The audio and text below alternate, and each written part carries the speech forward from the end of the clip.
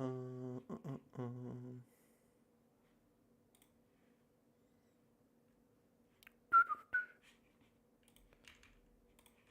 There we go.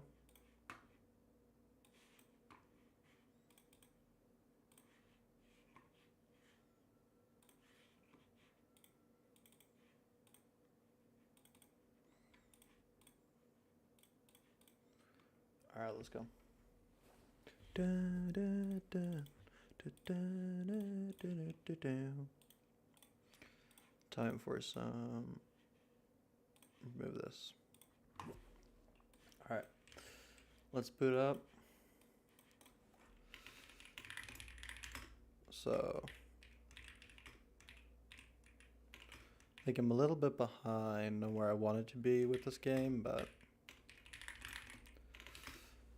whatever. So, currently at this stage, I did want to do this quickly.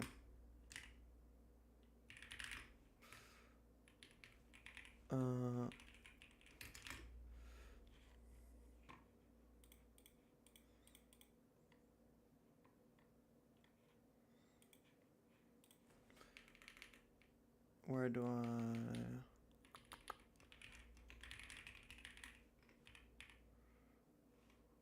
There we go.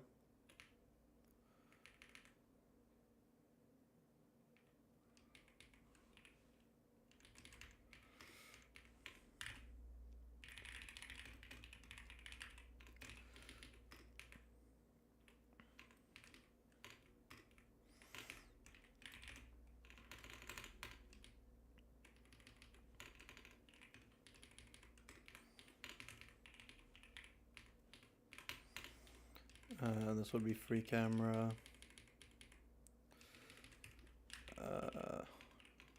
Free.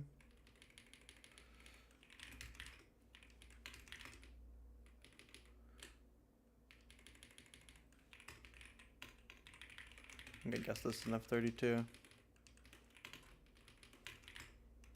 Yeah, there we go. So now if I go up to free camera, and I make this go at like a 10, just so I can, yeah, there we go. Much easier to just pan around. And I can go back here and go like normal.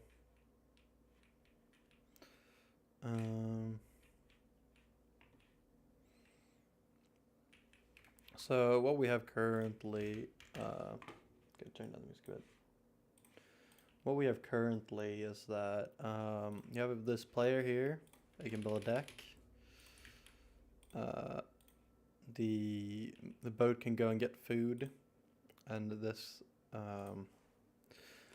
this human here can go and farm wood. So there are currently two different harvest systems. So you can see here for the boat, you can see that it goes here. It harvests some fish. Then it goes to and deposits that at the deck, and then it goes back and does the same thing. So this is like a persistent food source.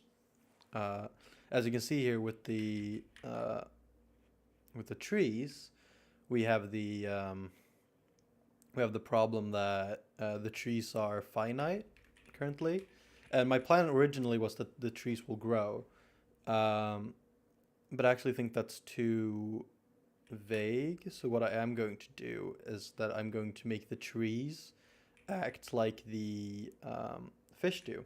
So basically, what you will have to do is that you will have to have a deposit spot.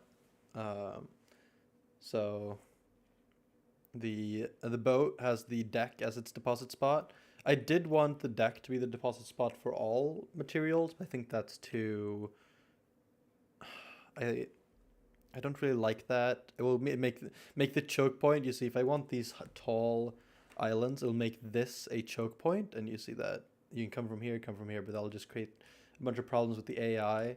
So instead, I feel like you create a lumber camp here, and the humans here will just go and go and farm, leave it, farm, leave it, farm, leave it. And then, of course, it will have, the trees will have health and whatnot, but we'll start with that. So as you can see here, if I go to main and I go to transactions, how the fish works is that you have this. So you have a fish transaction and you have a stockpile delivery transaction. So what I want is, I'm gonna move the chat over a bit, even though no one's talking. So what I want is that the cut wood transaction is supposed to return into a stockpile delivery transaction. There's a problem here, which is that if there's no stockpile to think of, like how a game like Age of Empires handles this is that they have a default town center that's like a central drop-off hub, and um, and then you can build lumber camps as a forward base. I do wonder. Look, I do wonder if I make the, because this game is more centered around the water aspect, not the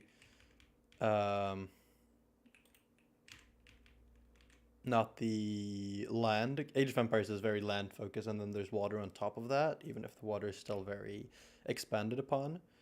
But what I do think is that since this game is more based around finding islands and such, if I instead make the deck the central drop-off point, and then you can build forward lumber camps, I think that would work. So that's kind of going into the idea I had before. But basically, the player's going to go up here. It's going to chop the tree. Oh. Sorry, one of my fake vines just fell down from the shelf, and I thought it was a bird. So basically, it chops down the tree. It gets a stockpile delivery transaction to go down here. It delivers it, and then it returns here. I feel like that's reasonable. So that's what I'm gonna do. Yeah. So what we need is the fish transaction looks like this. It has a progress and a position. The cut wood doesn't, because it relies on the health of the tree. But that's not going to be the case anymore. So we're going to do this. So both of these have a transaction. Apparently I did something very bad. I said to comma got a new line. Excuse me. Why did this get removed? There we go. So what we have to do now is that when we create a cut wood transaction, that's in the transaction itself. I want when I create it, which is there. I want to do let's make this consistent. So the fish transaction, when I create it,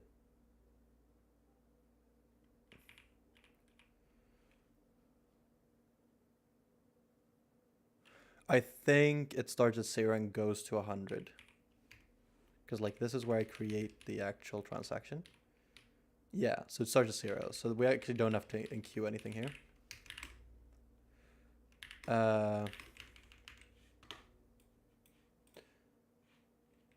So yeah, so what I'm gonna do is I'm gonna go to the cut wood transaction when it's actually handled, and you can see here that the fish transaction is a little bit more complicated. So I am thinking that I just steal this. This is going into a more code, like this goes into more code cleanliness idea if the fish transaction and the cut wood transaction should be the same transaction, just handled for the different entities. And then the fish, like fish trap area, and the tree are the same. I don't know yet if that will be the case, so what I'm going to do is not do that at the moment. And I'm just going to yank this. And then we can handle that later.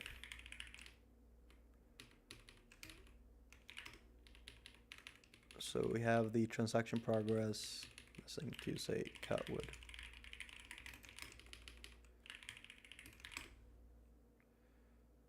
So this is if progress is less than 100, then we enqueue a new wood transaction, which is the same as we did in the old wood transaction. But here's the interesting part. So we have a closest stockpile.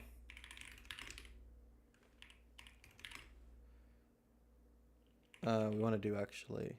Let's make a dock right now, and then we can... Yeah, then we can change it later. Or actually, this is supposed to be the case. So we find the closest dock, and then if... But... This we change this when we add the lumber... What's it called? Lumber camp. Is that a thing? Yeah, lumber camp.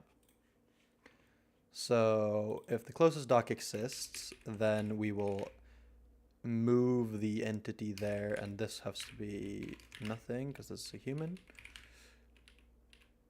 We deliver it to the closest dock, and this is not supposed to be food, this is supposed to be wood.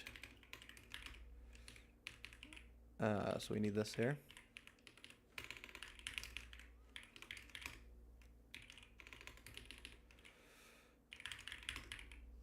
No.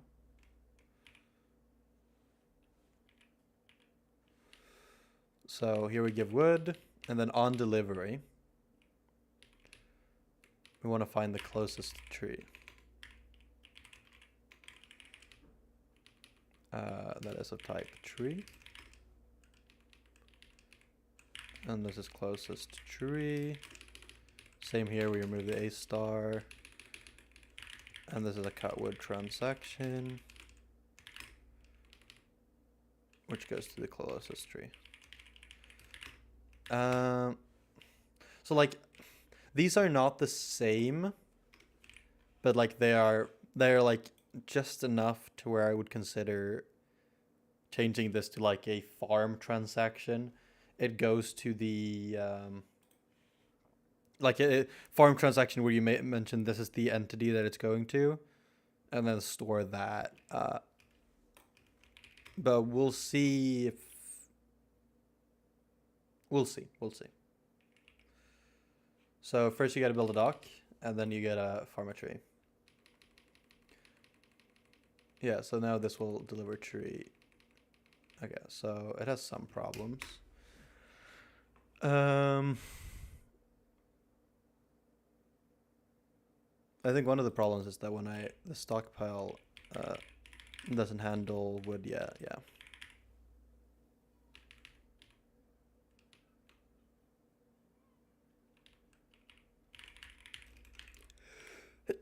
Excuse me.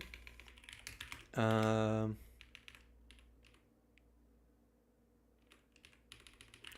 context is tree. What's the game context? Player wood. Oh. And this needs to be changed as well. Actually, I like that better. Or actually, no. I'm gonna change both of these because the population cap is also player dependent. This all depends if I add multiplayer later, but currently I want to get the game working. And multiplayer, while multiplayer is difficult, I've done that before, not this.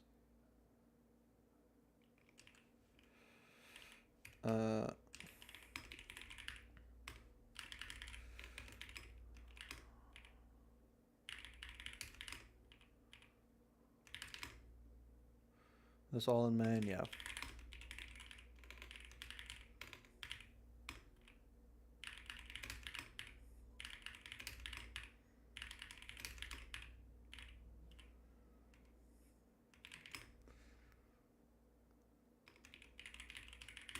Yeah, so this will now be wood.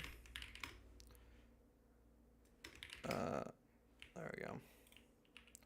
So you make this, and then if we go to a tree, it farms the tree and goes back. It doesn't, the movement doesn't actually happen, which is interesting.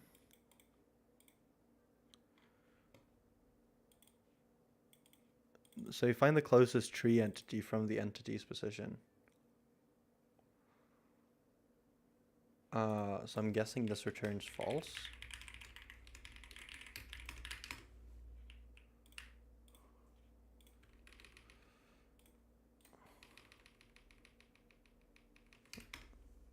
Oh.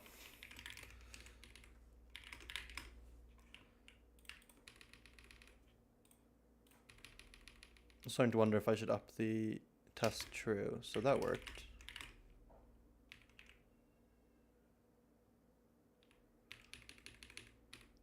So it does pre-queue the movement. What? What in the gobbledygook?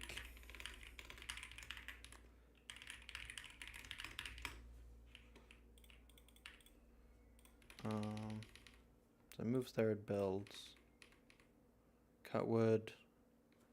Yeah, that all works.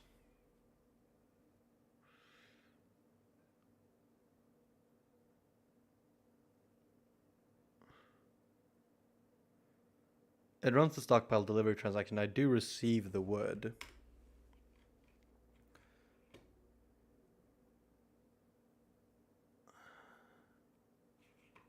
Does it not run the on delivery correctly? Like, this is the on delivery. This is what happens. That did happen, though, because we got the test.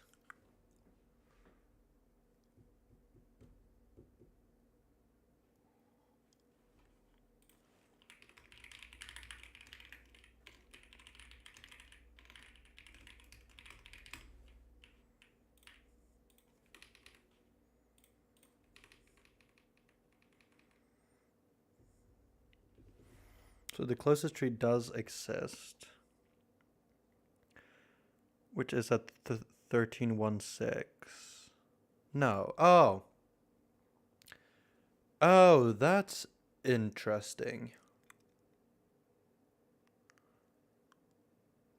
This finds the closest tree. Oh, okay. This has to. Yes. Okay. Okay. I have to introduce a new. Because this is the closest entity in world space, like the absolute magnitude between them. That doesn't account for if the tree is traversable or not. So what I have to do is find closest entity, first closest traversable. And what I'm gonna do here.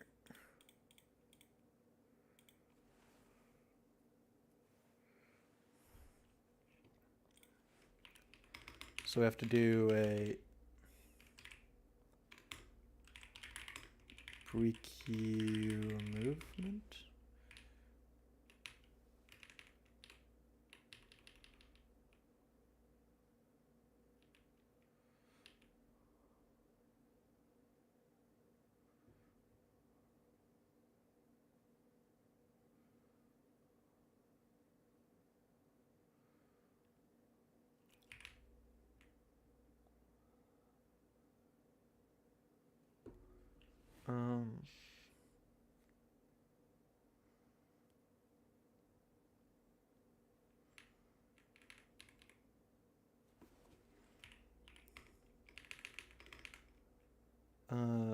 Is traversable.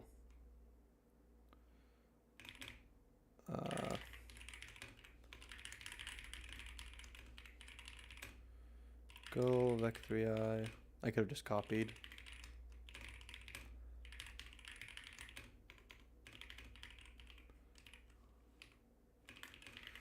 That path. This is like a vec3i array. I don't remember.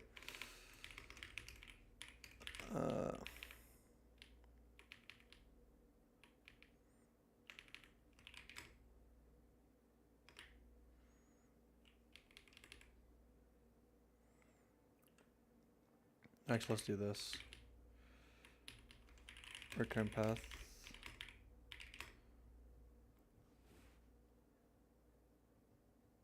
Oh, that doesn't give me a type. Get, I don't remember what the type is. Dynamic, okay. Close enough.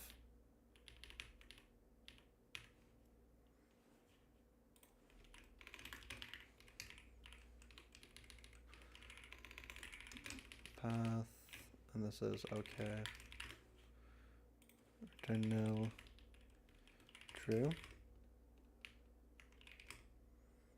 What's the complaining about? Dark chatting. Oh. Why is that a problem? Oh.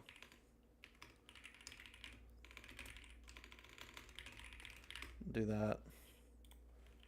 Path, okay. Is traversable.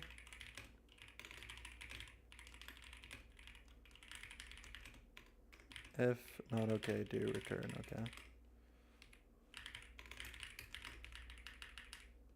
What are you complaining about? Oh. What's the complaining about, compiler? Hello? Shadowing. Path.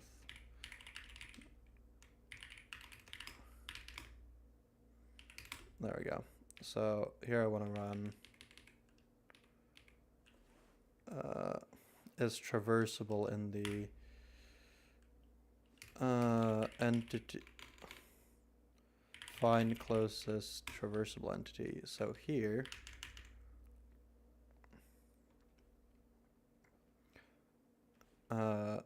path, okay.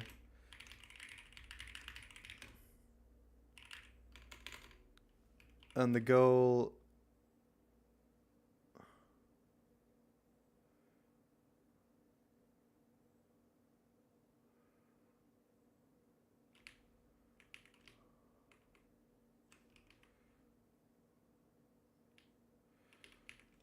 so this would be goal. Actually, we do need an entity here. So what I'm going to do is here I'm going to pass in the entity.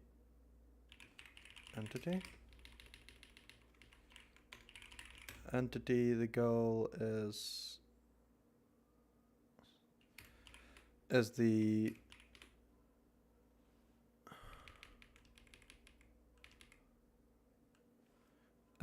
what's this? Target.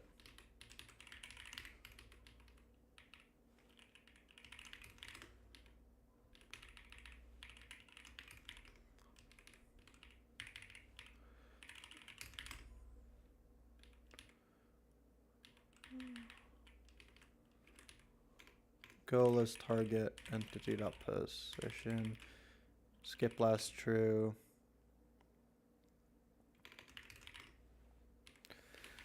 And this is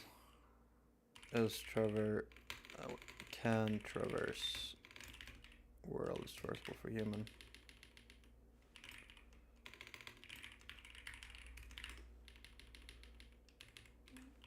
Target.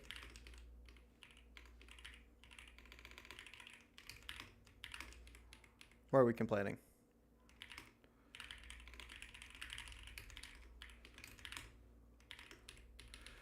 And this should return, yeah, closest entity. And this should also check if path okay. Then we do this. Like that. Then of course we have to replace this where needed. I'm gonna replace this at here first. Find close entity. Traversable entity. So this takes an entity. Yeah, that's right.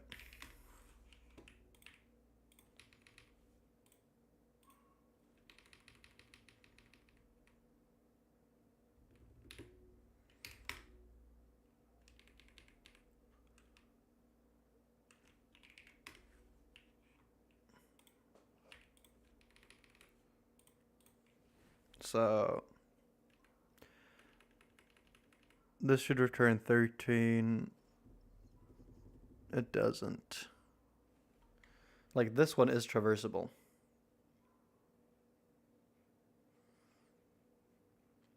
But it returns 1118. Don't even know which one that is.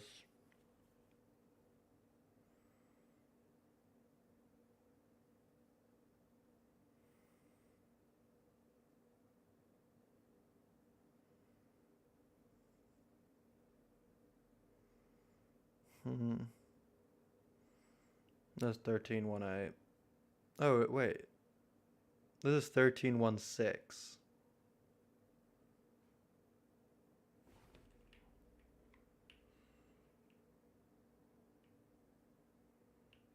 And we returned 11.1.8. One of these. Still, why?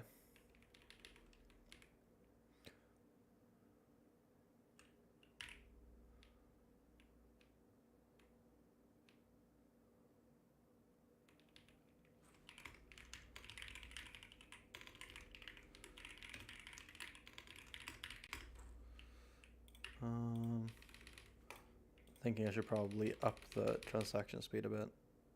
Yeah, it's false.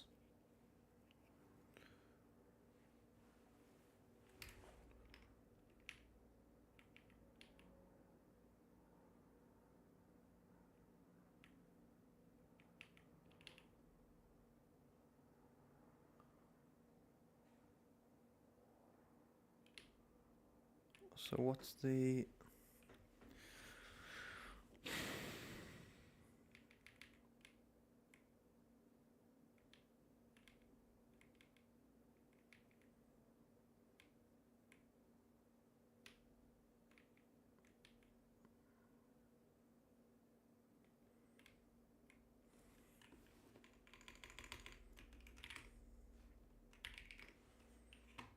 What do we... I don't recognize what the problem is here.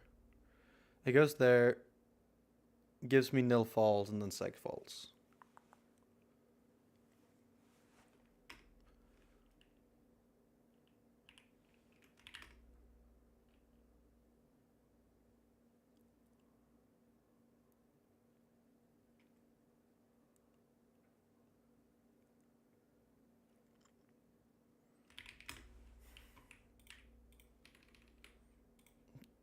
Alright, so if I go to this entity,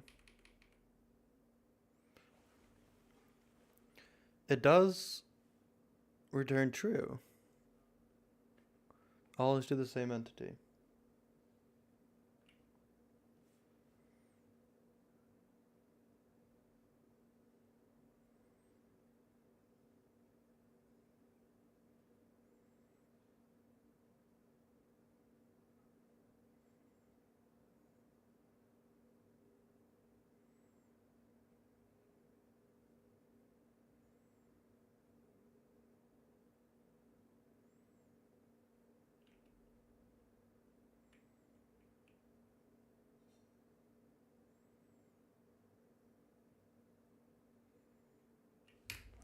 What?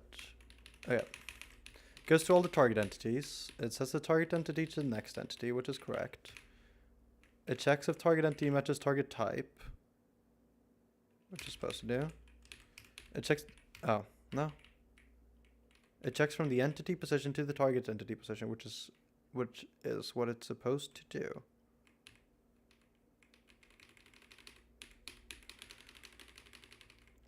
Then it checks if not okay. I don't know why it does that. Then if distance is less than closest distance, which is 0, then it runs an is traversable for the target, for entity to target entity opposition. It skips the last, and then runs in the can traverse. And then it prints the path, and if path's okay, then we continue. Alright, so somewhere here it returns println closest entity, okay.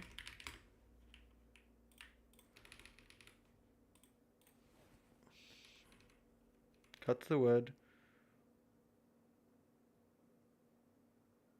Nil false. That's the path. Alright, we're pulling out the big guns.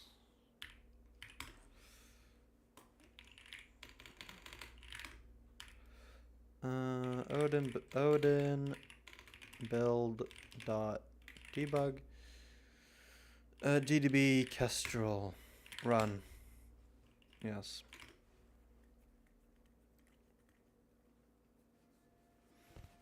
I don't know why GDB does this. It always makes me want to go back to LLDB.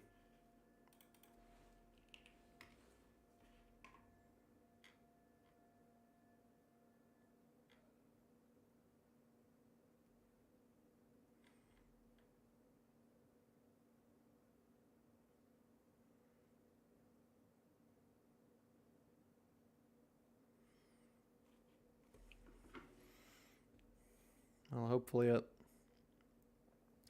downloads all of these and then caches them, which I know it won't do.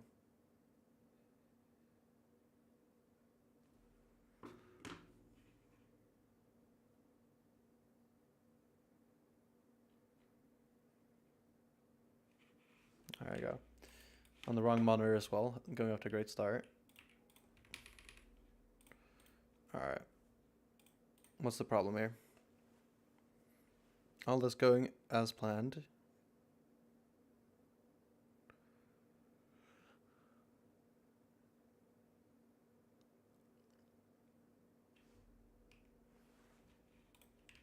Alright, so we're crashing where? Run transaction 687.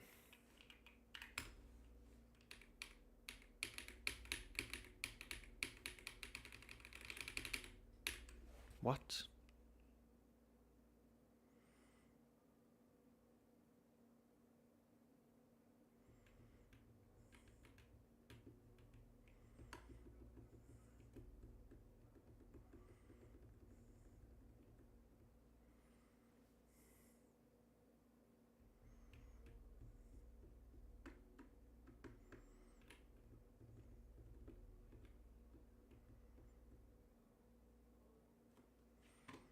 Well, this is anonymous. This is the anonymous method it's talking about. Oh.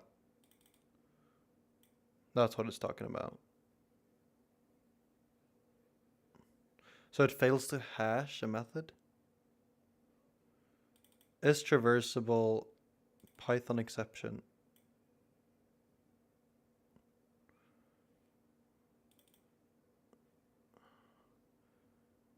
So is traversable crashes at God knows where.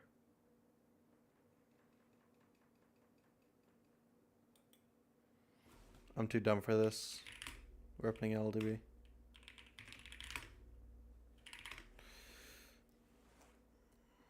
At least I know that the node's reproducible. Oh, do that.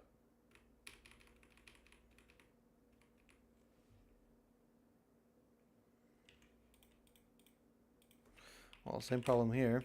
What's happening in the backtrace?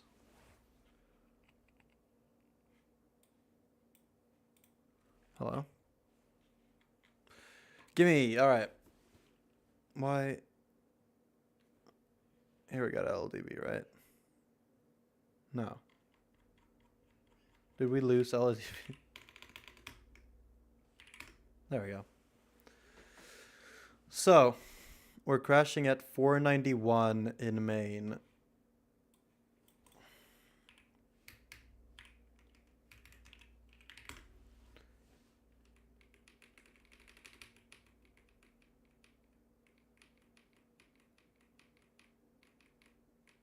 Isn't the entire thing...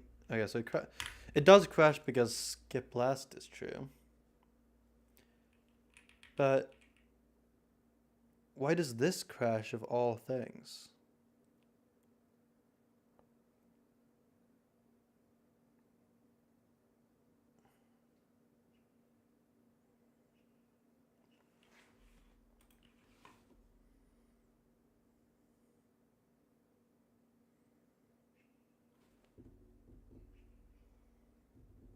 Out of all things, why does this line crash?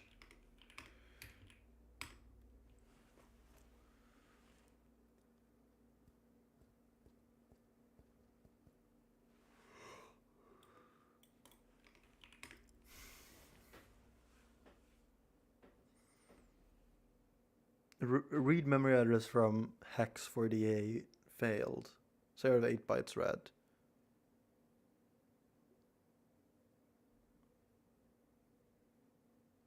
Goal Okay, so goal doesn't exist when I pass it to is traversable. What?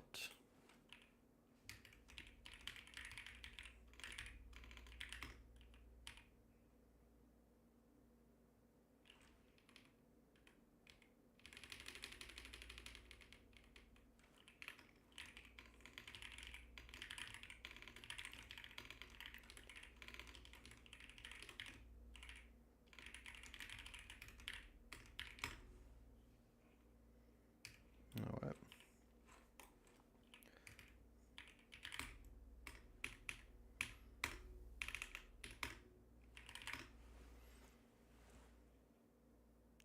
What's the problem?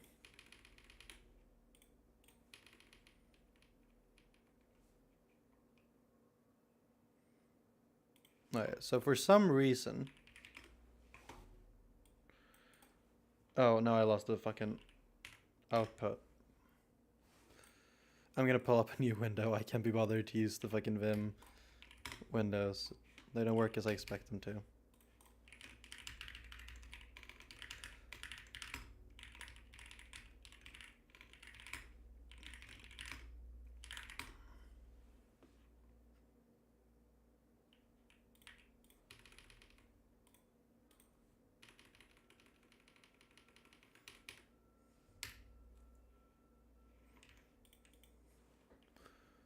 Alright.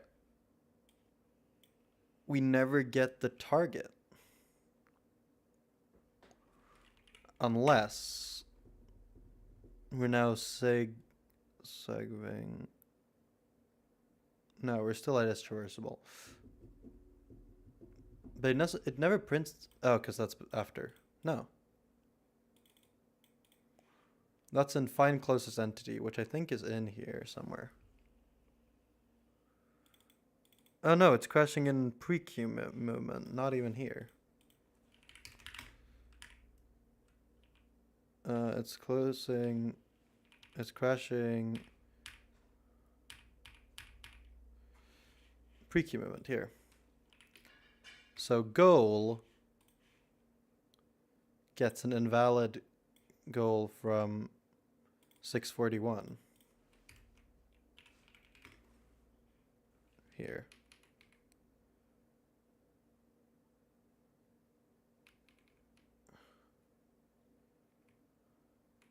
Oh. Fuck me.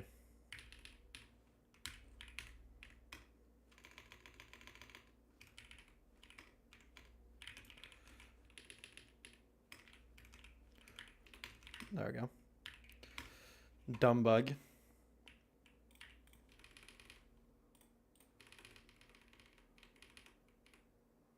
Alright, so we fail.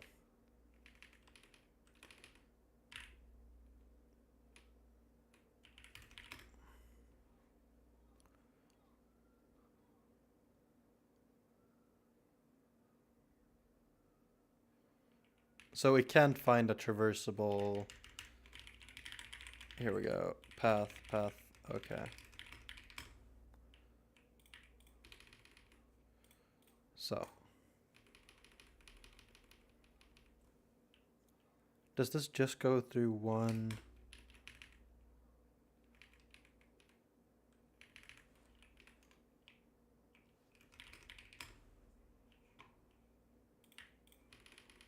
We'll just do that.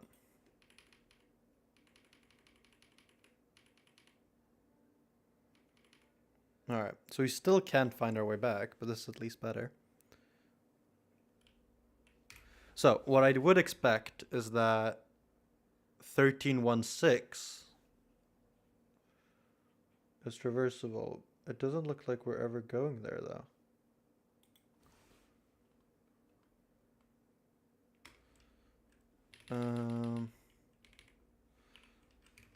Let's not care about this for now.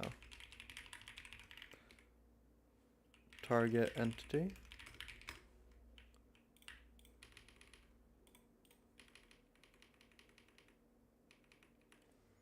So here we go. 1316 is indeed getting checked. But it's not traversable.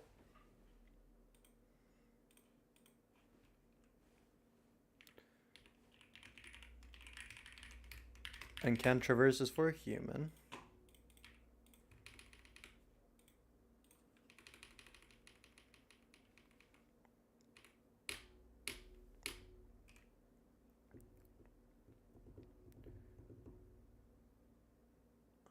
Well, that's the same for every single one. Let's do this.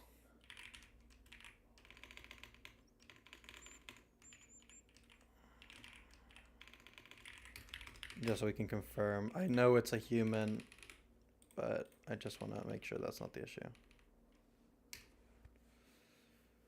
So there we go. First procedure. This is, yeah, and this is human. This is about, yeah, okay. So these aren't a problem. It's definitely using that. Something here.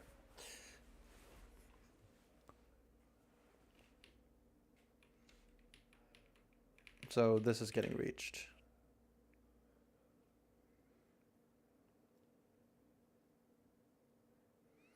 I'm using the wrong entity.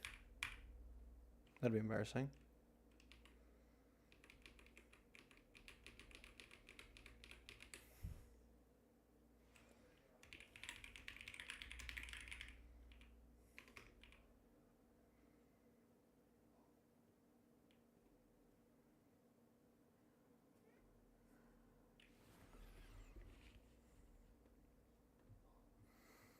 We pre-queue movement for entity.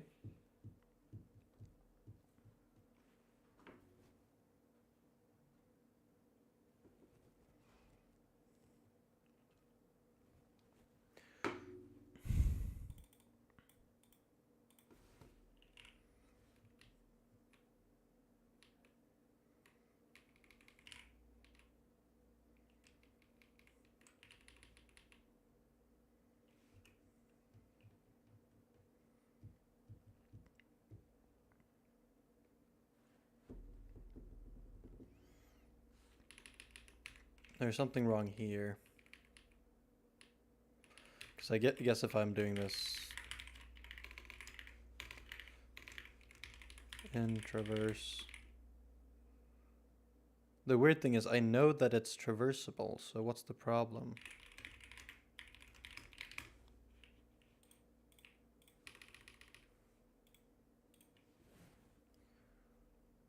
In traverse works, in traverse works.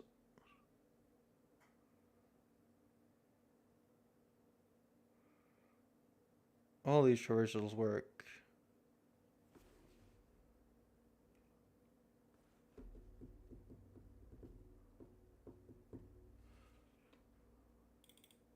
And traverse false. No, it gets it true. It succeeds. With 1, 2, 3, 4, 5.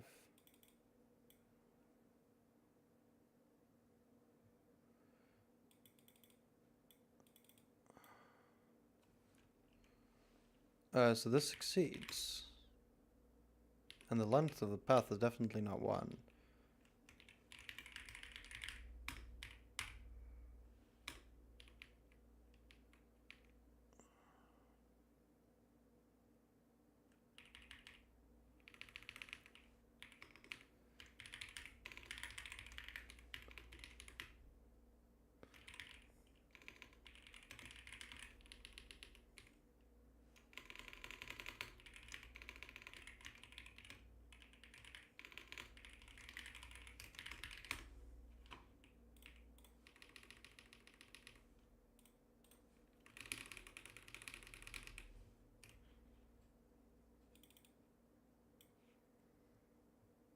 So it finds the paths.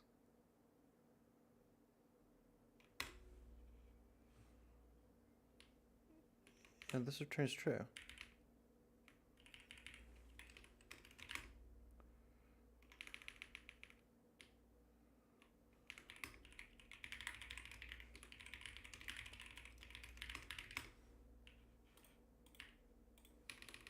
Am I just looking at the entirely wrong problem?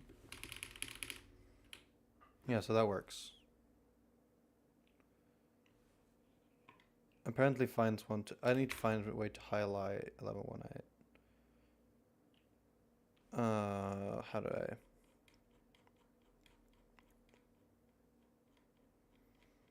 I... render pass dot draw cube.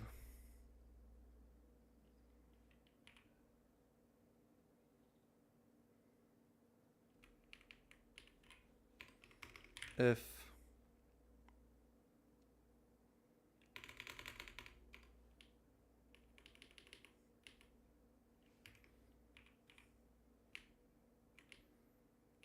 no, there we go.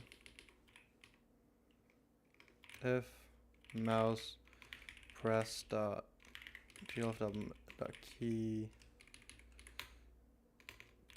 pressed key G do print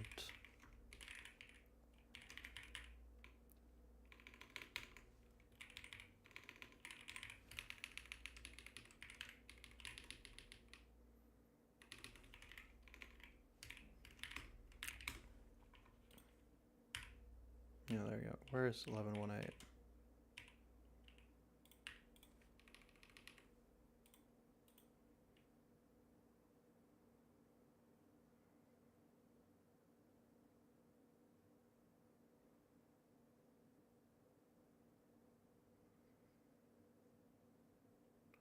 Eleven one eight.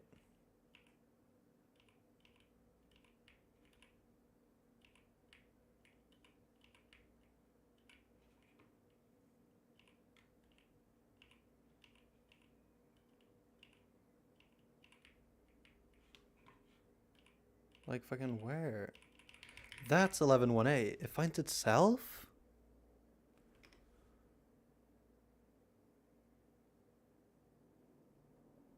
There's something so stupid going on here. And I'm gonna like hit myself when I figure it out.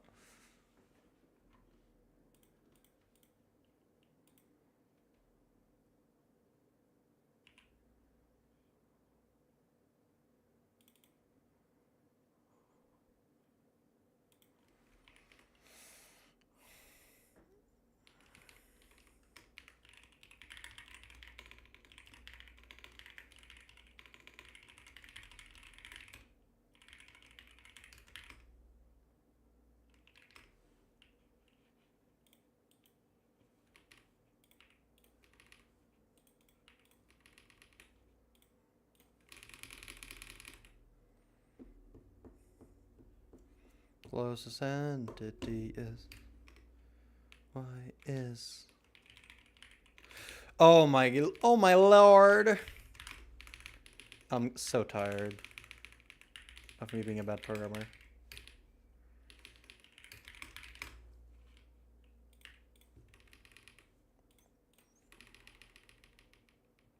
There we go. Get the water out. Boom. Delivery. Back. Back.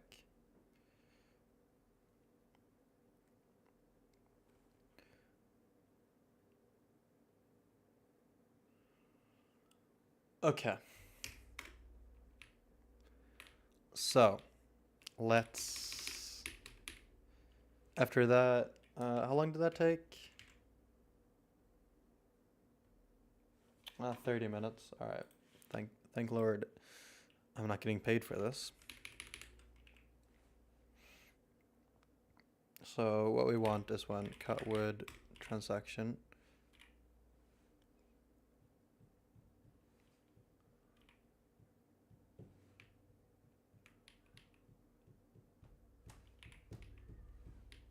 When this happens, we do want to go and say that the tree dot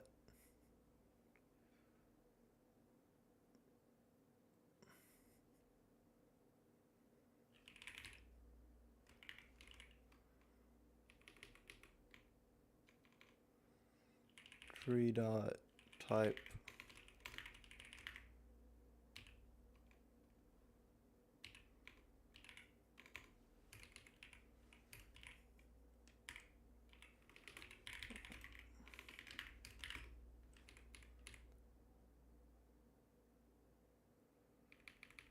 We gotta take this as like a reference.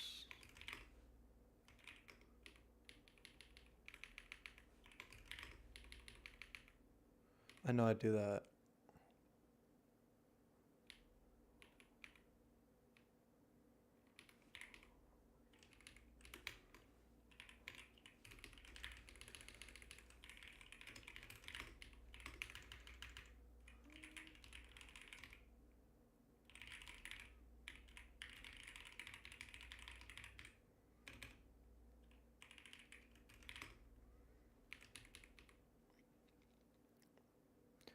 Can I take this as a reference?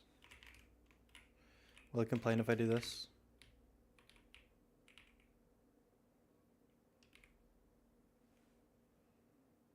What? Pointer drop pointer. Oh, this returns a pointer already? Oh, it does.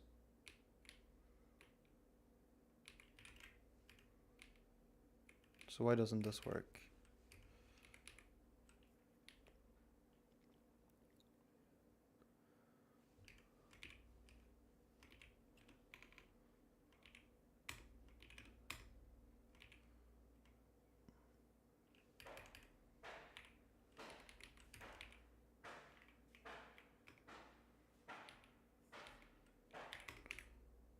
Tree dot.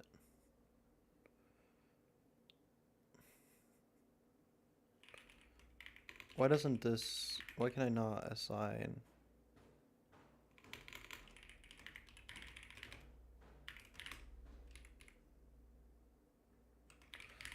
We're pulling up the magician here.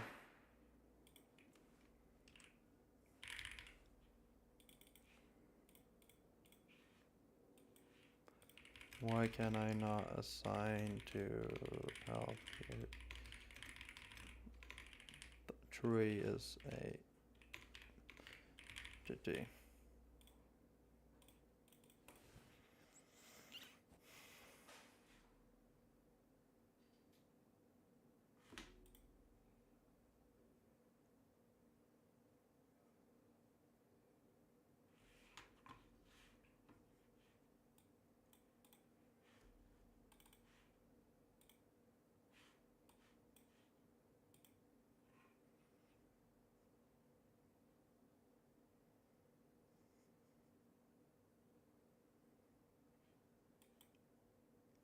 Okay, fair enough.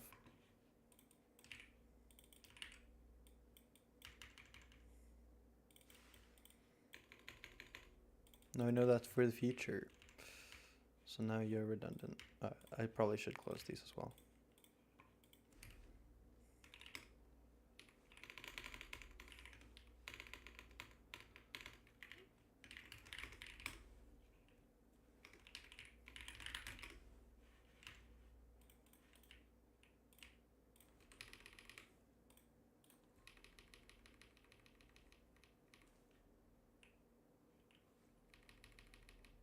Yeah, okay, so that kills the tree.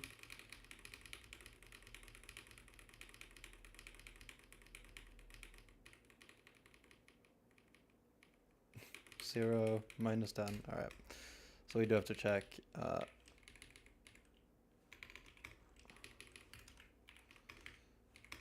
If t dot health is less than or equal to 10. Entity destroy.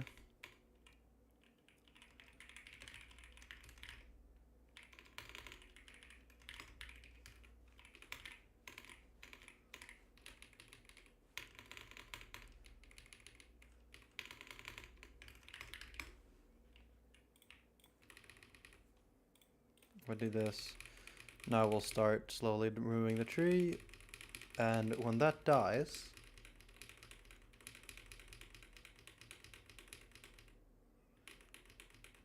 did you kill it? Now you get a new tree. There we go. Isn't that perfect?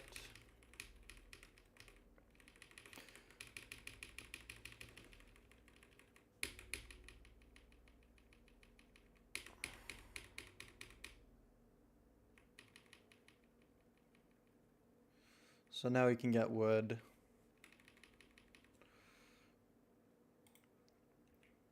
You can build like a house here. Oh, that doesn't replace the...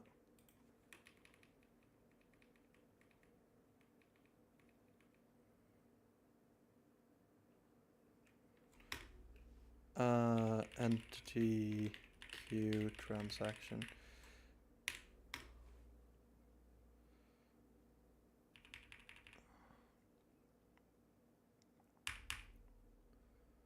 Build transaction. This should entity. We should clear the entity clear transactions for this entity. Oh. Selected entity. Just so now you go here, get enough wood for a house, and you go to build a house. Now it's going to go up here and build a house. There we go.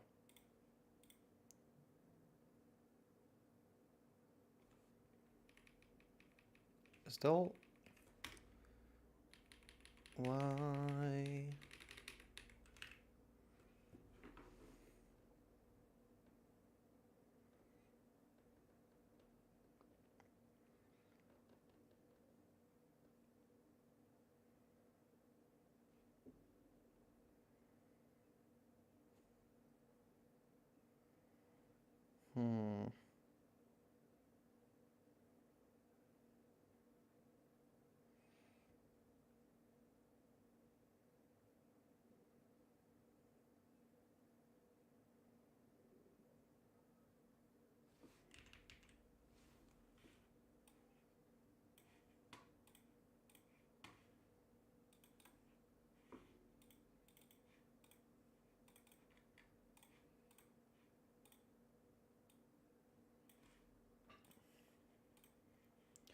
Alright, sup man, can you elaborate on the massive aqueduct in the distance? I felt like it was cool. There's really no reason for it. I really like the aesthetic of like mega structures in the distance. Don't know if I like it though, but I am considering it as like some sort of border. It's like you have a south border of the map, then you have it follows here and it's the east border. Because like there has to be some sort of edge to the map instead of just like a hard edge. Yeah, it doesn't serve that much purpose right now. But like yeah, I know. It's I don't know. It was mostly me just wanting to experiment one night, and this is what I came up with. Uh, I don't know. I don't know if I'll keep it. But this is like the initial idea I have for like a start of the edge of the world, because I don't really like going up to an edge of the world and it's just a big like red border that says you can pass here. Um, we'll see though. It's definitely very work in progress. But it does give some like I don't know. I mean, one thing I had was that I felt like these sort of pictures are kind of cool, but it doesn't serve that much gameplay purpose. I had an idea of like a train going past here, and then I don't know. It's it's work in progress lore for the game that isn't planned to have lore. I'll give you that. Uh, I do like the idea of having something huge, but I don't know, maybe something different doesn't really have to have a purpose. Yeah, I do have some ideas. Like if I bring up art. There's this guy called Alarico, and he has these type of structures. I'm planning to implement them as an island type. So like in the distance, you have these big monoliths, like more like this. You'll have these big monoliths in the distance, and because there's like these sort of islands, like in the Mediterranean, Adriatic Sea, is sort of what the game's aesthetic is based on. So I'm thinking of I think these are like very cool. Yeah, these are cool. Like not boss fight arenas. But imagine to progress into the game, you need to claim one of these. Uh, like here you have sort of the idea that I'm working with. So you build your houses down here. You have like a dock, which we already have, just not that detailed. So you have like your dock down here. Imagine it with a model though. Down here, you have like I gotta farm some wood. Uh, like imagine a house up here. This is sort of broken, and then like just this in the background. Uh, I could start adding this now. Actually, it might not be a bad time. He has very cool, very good art for these sort of situations. You have I'm planning to add outpost as well, and this would be like an outpost, which is just a floating marina. 'Cause, like since this game is based around the water, you kind of have to bend the physics a little bit. Like this house is in the middle of the ocean, but somehow it's got a foundation. Uh, I think it'd be really cool. Some of his art is more unconceivable though for my game, but ah, I like the idea. Um, I'm trying to get the gameplay loop working down here though. So for example, if I create a boat, and we have here, and this starts to get some food, and then we start producing more humans. All right, I have to. How is this built in? I have to fix so that the all humans spawn on a accurate tile. Because currently they can spawn like in the air or inside something. It's just like the tile to the right of the house, which doesn't really work. But like imagine this, and then you have it starts going here, and this also farms. Oh, bug. But you see here. So you have definitely seems to be some bugs with the humans here. Oh, because they go to the same. This I don't really know how to fix.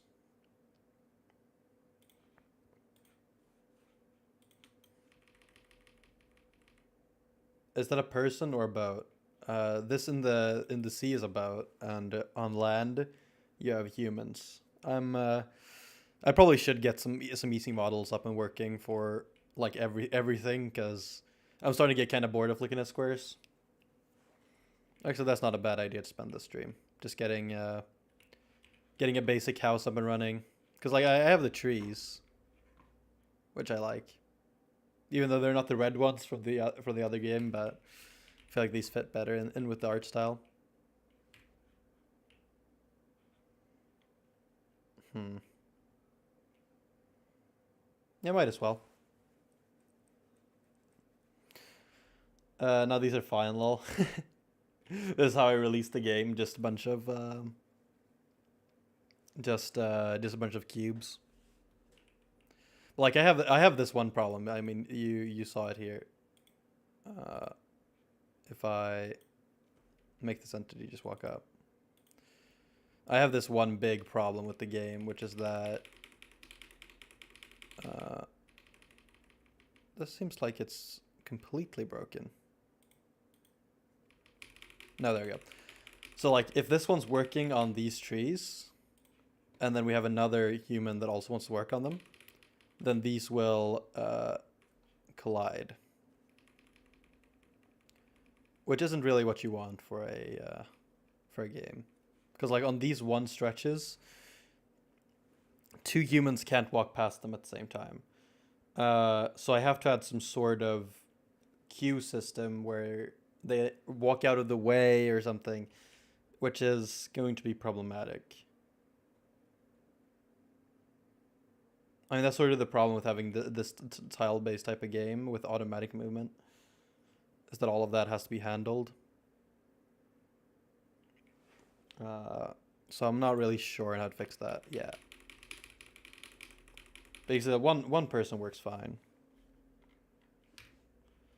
But like, yeah, you can definitely see the problem here. So this one can now not traverse to the tree. This one walks back. This one can now farm. And now, okay, now this works. See how they have different, if they walk to different trees, you can see that this one now occupies, and then this goes back. It's kind of janky, but this definitely works. The problem only arises when they, because like if both the trees are on the main island, I tried out some with a solution, but it's 4 degrees and I can't yeah. I mean it's only 30 degrees here, but it's still making me kind of sleepy. I'm gonna be honest with you. But like if they're both on the big island, it'll be jank. But it's like it still works. So here this farms the tree, it walks down, and now this path will now be occupied, so it tries to walk up here, but then doesn't. So this works. Only problem is when there's like a land bridge like this, because then the only path that this entity can take is now occupied. So it doesn't I don't feel like it's that big a problem right now. All right, there we go. Now the closest trees are these again. So kind of gonna micromanage these now. And you could solve it by like assigning trees. But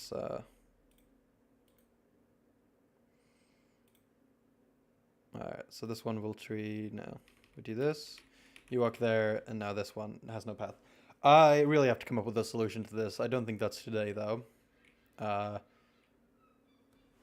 Even though this is sort of an integral part. I do want to make the monoliths. I think that's a cool idea. So, like, how would I... This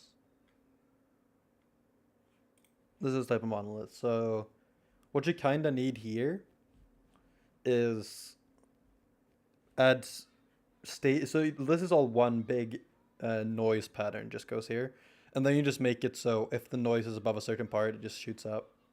Or actually, you make 2 different noises. One for the entire, one for the area, and then you make one noise pattern that's like, that controls the extreme height differences. Wouldn't be too hard. I can just add that now. So, one thing I don't have is the ability to add 2 islands at the moment. So like how islands are created. Here we got the world mesh. I guess I do really only need to generate 1 mesh at the moment. Because like this is the entire world generation at the moment. Actually, this is. I should probably do a create world or island.odin. Where I just generate, so you have world mesh. Actually, I do wonder if the world mesh. No, they're 2 separate meshes. All right.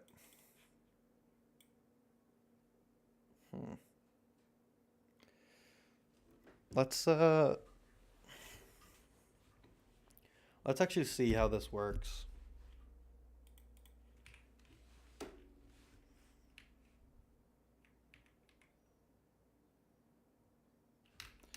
So we only really need to generate a mesh. So I'm gonna pull this out to its own. Make monolith, and then we can like configure it later. And this returns a mesh.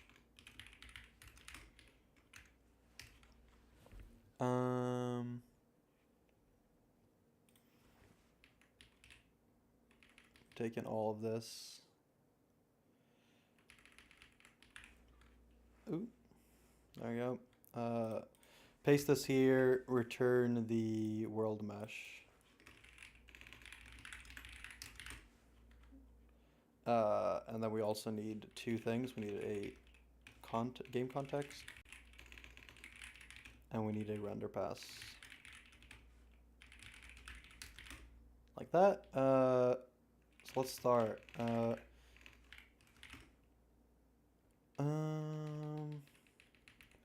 this creates a new world. I don't know if a world is needed for this. Actually, it might be. Yeah, it is. We don't set the context world because that's not what this is about. Monolith. Does this set it to? This is a set world size. And this is sort of where my approach to world. So what I'm gonna do is I'm just gonna yoink this and just set this to make a new. And then we'll just say that monolith side. Make this 32. Monolith size 32. And this is just monolith size.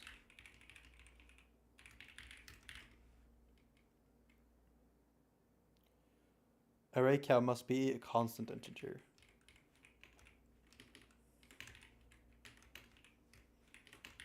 So this works, yeah.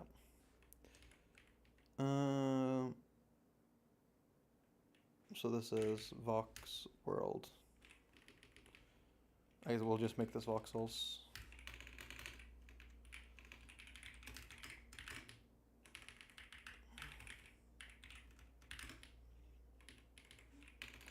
Thing is, I don't want these to be voxels in the long run.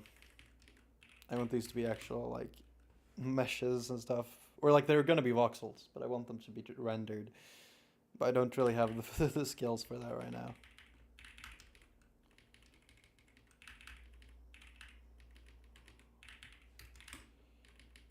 Or the time. Alright, so this is not needed.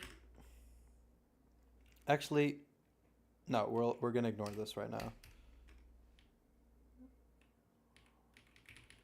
Handle this later. And here we just do this. So this will generate a monolith. Monolith mesh.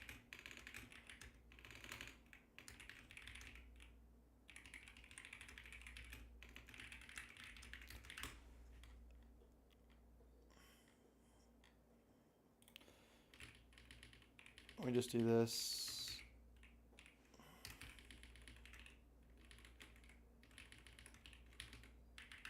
So it'll be minus 80.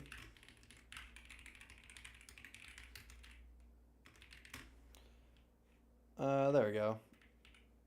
Now we just have like an island that's rendering. So what I want to do is that we go into make monolith. I would need to add a water thing around this right now, but one step at a time, So what I do need is to change this function. So this monolith side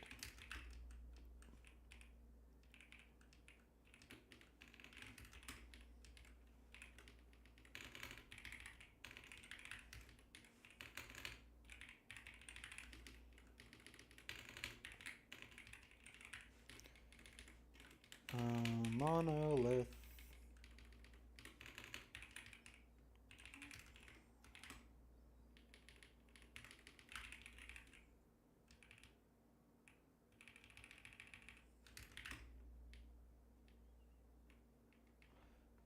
we do the same here. Monolith. A whole bunch of just changing numbers around. Very fun.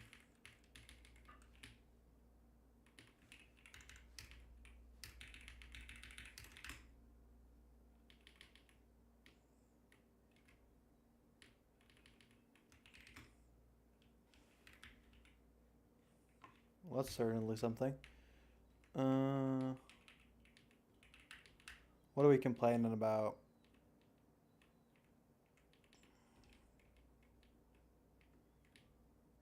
Oh, we're complaining about it here. Make like polylith. I mean, yeah, that's the problem. Is that how I'm making all of these monoliths now is that I'm making all islands as separate draw calls. It should really be a whole like world draw call. Well, but oh well. Yeah. I'm locked in. But the problem with how I'm doing things right now. There we go. We got like an island. Is that I'm doing like separate draw calls, so the bridge is one draw call, which it really should be, but the island and the monolith are two different draw calls. And I really need them to be one draw call that's just draw a world, and then it just handles there being two islands. But currently, everything is kind of made for one island. It's not a huge change, but it needs to be fixed. So this needs to be adjusted. This needs to be a lower frequency.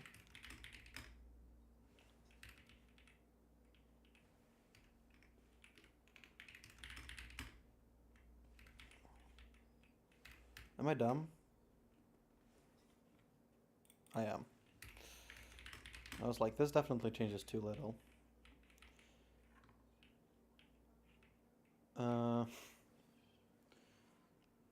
So what I kind of need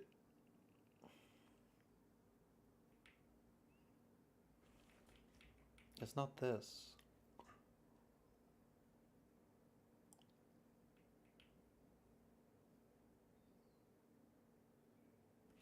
Actually, I do this radially.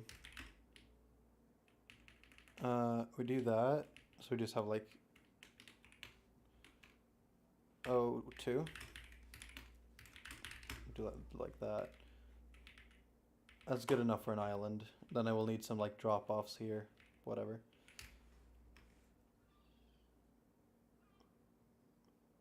Oh, this is wrong.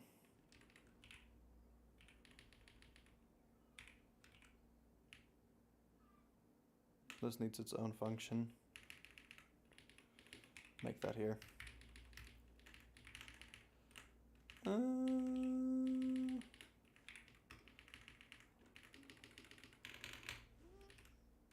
So this will also needs monolith side.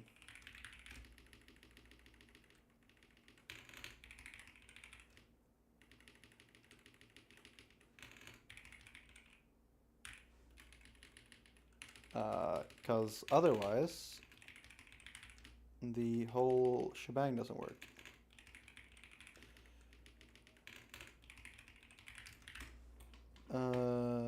This needs to just be changed out for this.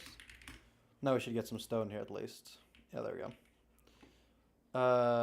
So what I need to do is that if the distance, so the distance for a 32 side square is 16 to the closest edge.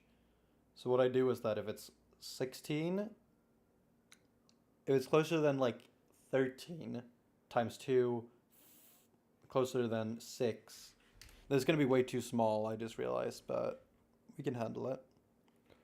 So we just do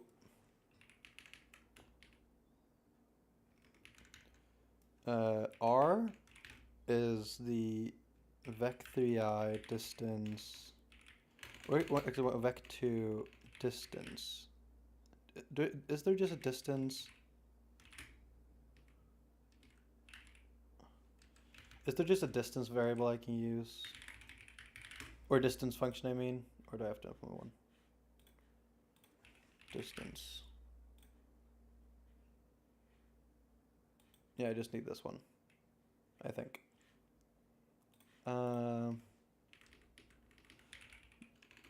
linalg.distance.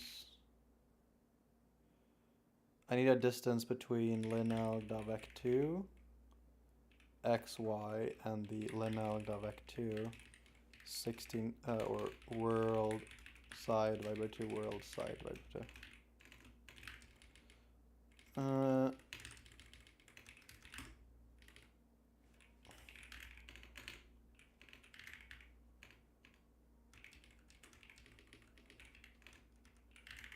Or is it that? I think you do it with this.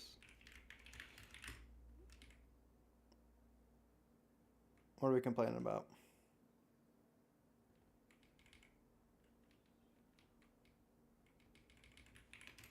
Like that. So we do, if noise is greater than y,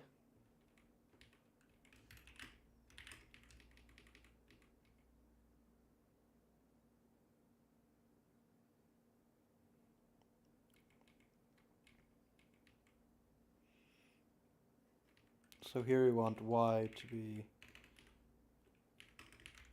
mol is an F32. If r is less than 14, we want mol to be 1. Do mol equals 4. If r is less than 10, do mol equals 10.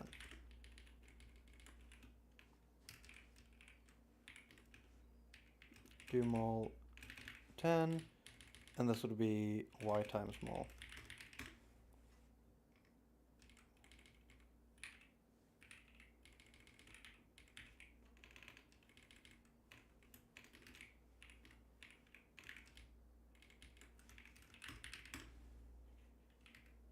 Well, that didn't work at all.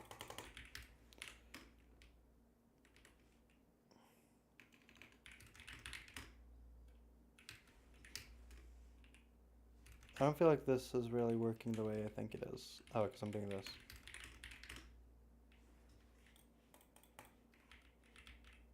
Still doesn't work. Why?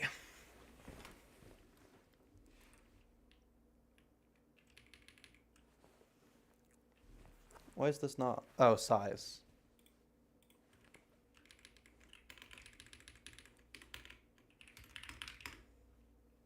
And that's not supposed to be size, that's supposed to be monolith.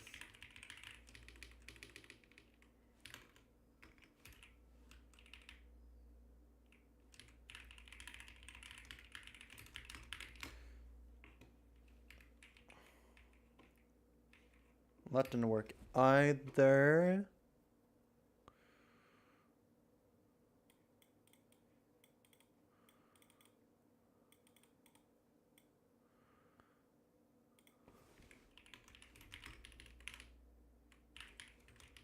This is not gonna work.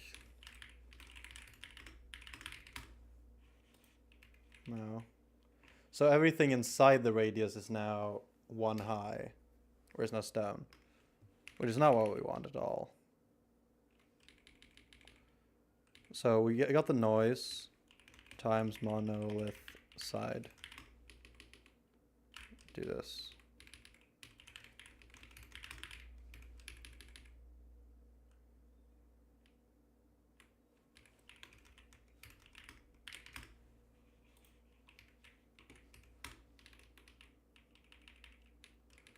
So this is going to go up to like 32 in height. So if the noise, why is this not working?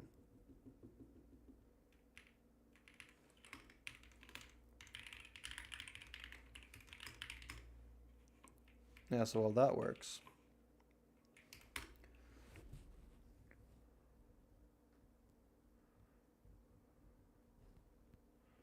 Huh. Am I tripping here, Cold Slop? Do you know? So this gets the noise on the specific point. So that's from minus 0.5 to 0.5.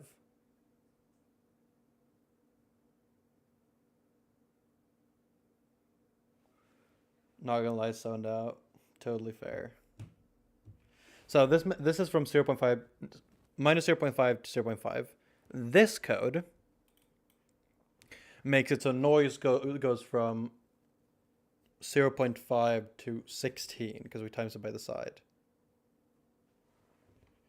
So let's see here. So this is 16 at the max. This is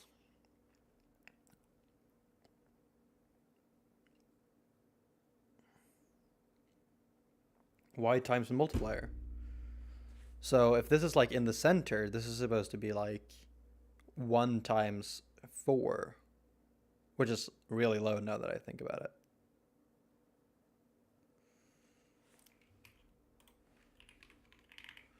Let's do this.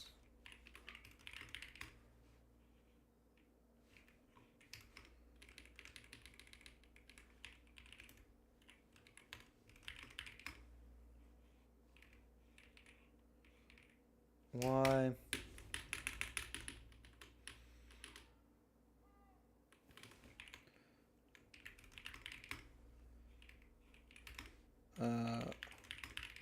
no, the entire cube will be filled, yeah. What? How is this exactly the same? What's exactly the same? What are we talking about?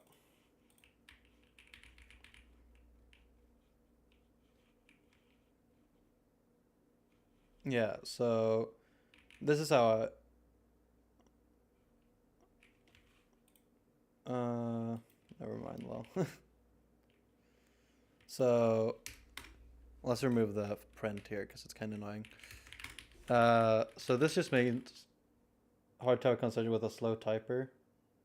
No worries. This means noise. So this is max 16. So now if 16 is less than 0, which is never true, then it is air. Otherwise, it's stone. We can do if the noise is less than 2. Yeah, this is just like, now this is just a threshold value, which is why you add y to make it a 3D value. So 0 here is the noise. So if we make this y, we're going to have to do this in F32. Suddenly now we have like an island. The lower it is, the higher it is. So divided by mole. There we go. Oh yeah, I was just messing up my vibes.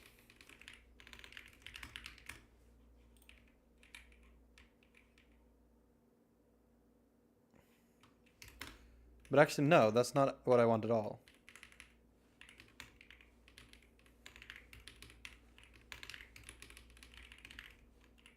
This is just supposed to be is less than y plus mole.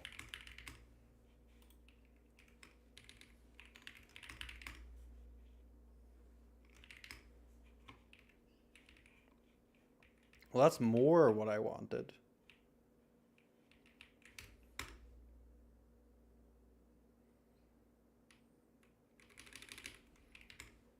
But still not really what I wanted.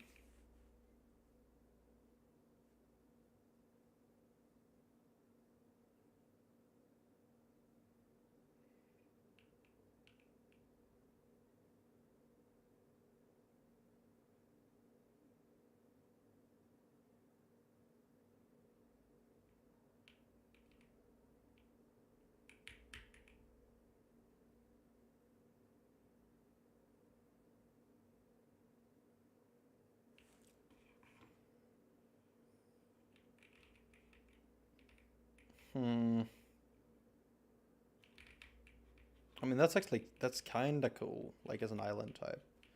But it's not really what I want.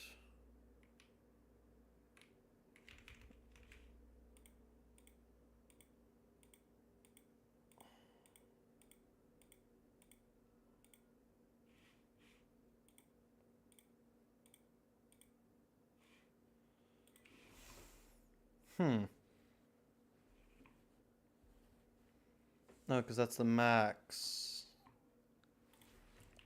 Wait, if I do both, that's 30. Well, that's more than what I want.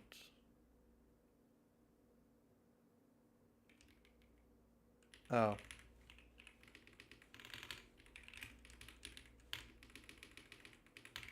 More dumb errors again. Well, that's...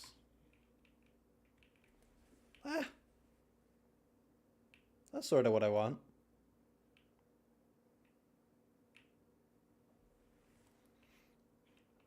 And I just add some variation and you got it.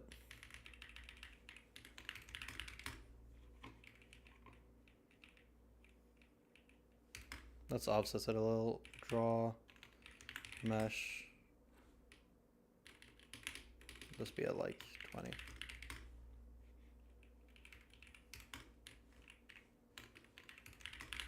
I would do like that. Wow, this almost looks like a game.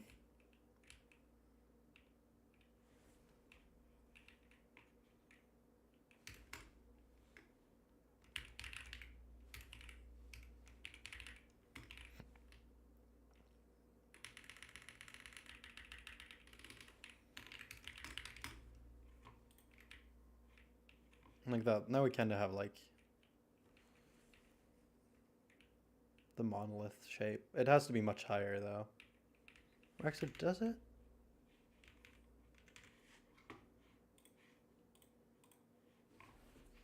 Yeah, it does. Even though this is still kind of imposing. But now, since I have set this up so well. Actually, I haven't.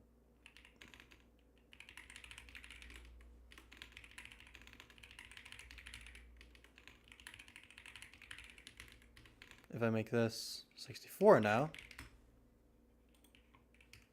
Ugh.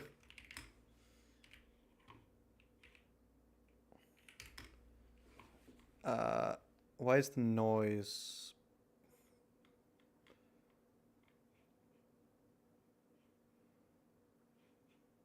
This needs to be not monolith, it needs to be like 10. There we go. And then we make this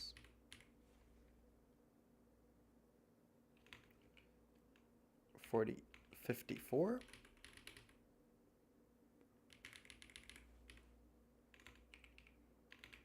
$49, $56.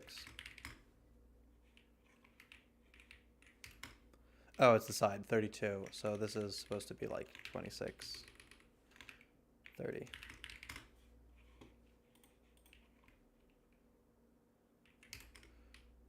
Make this be like 54. It's like 2018. I mean, that's imposing, right? That's cool.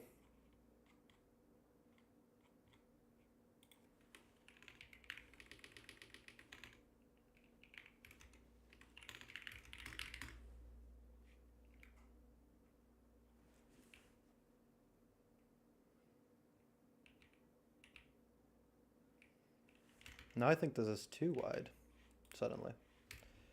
Yeah, that's good size, especially like right to the thing. Yeah. So it needs a little bit more. Alright, so if we look here, still needs a little bit more variation. So this one.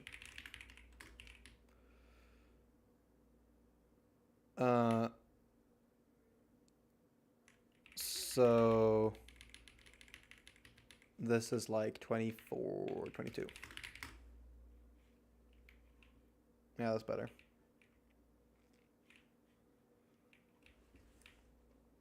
My biggest gripe is that the island noise isn't based on the like the world height. So you can see that it's like it like cuts off. So I'm gonna have to fix that. If I change this, so this is 26 and this is 18. Yeah, and then I just have to make it fall off towards the sea.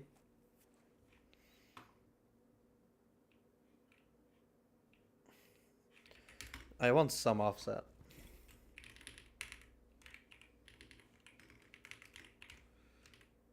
Mono.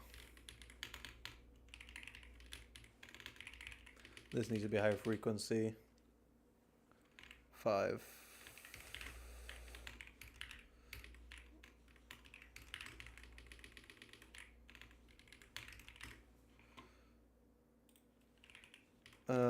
Mono offset noise.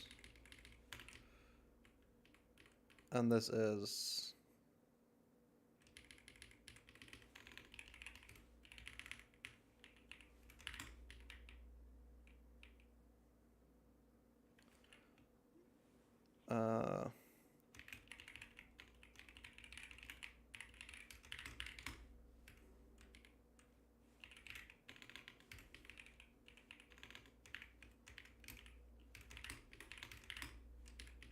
make this like,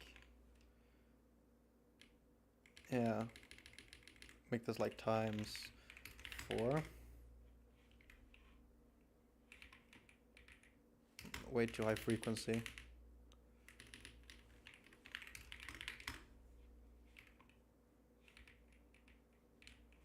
There we go. Now there's some offset, though this needs to be bigger. Oh, I did divided, and like times 2.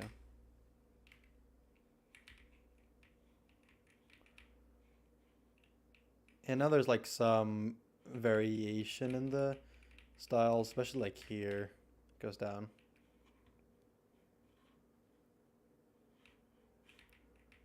I don't know if I prefer that though. No, it does look better. Looks more natural.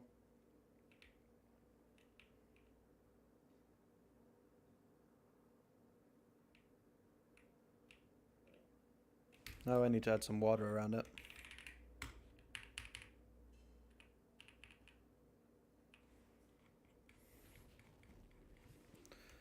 Reveals.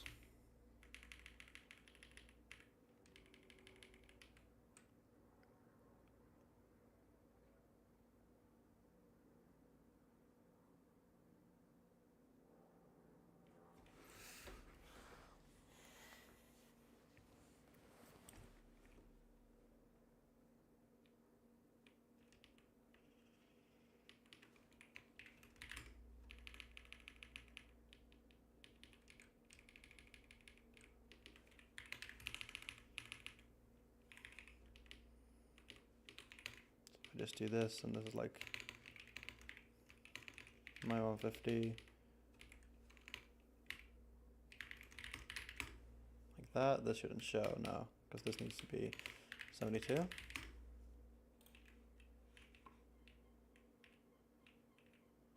know why it's rendered so far behind.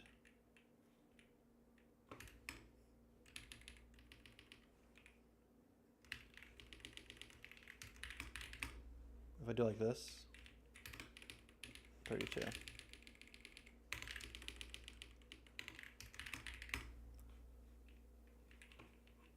There we go. There's like water around it as well. Definitely looks better. Looks more connected to the world.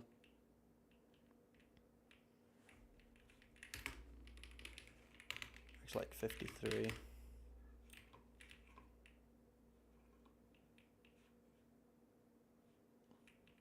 Yeah, that's cool. It's really cool, actually.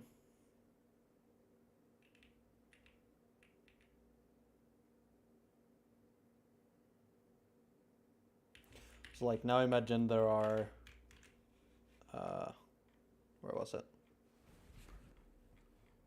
Imagine there are these kind of water stations in the middle. Or there's one that I really liked.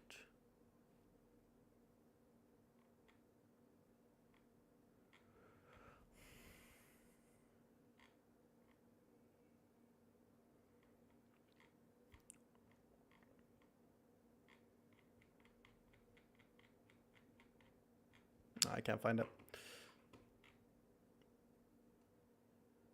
Or actually like Porco Rosso restaurant.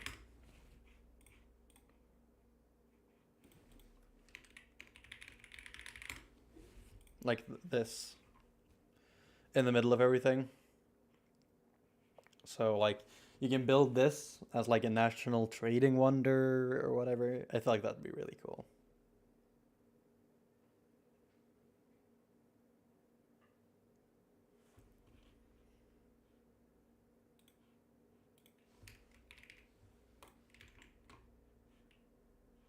Now I just want to do some radial fall off for the monolith. So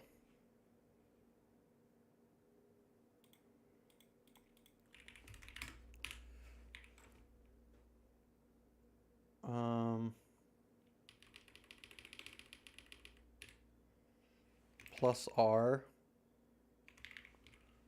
minus 36. No, 26.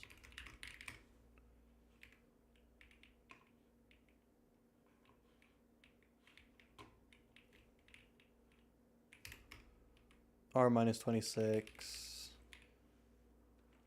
If R minus 26 is greater than 0, do R minus 26 else.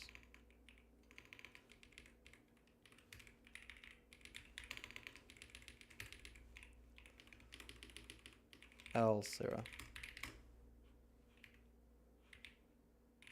Yeah, that looks really cool.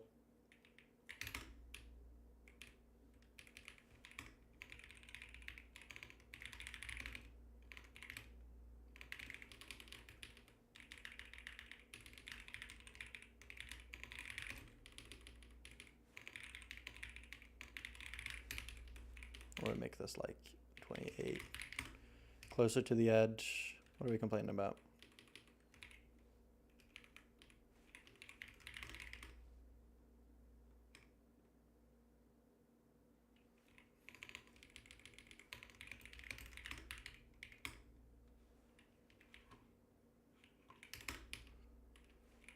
$30. Oh right, no, because it's a square. That's too little though. It needs fall off on the sides.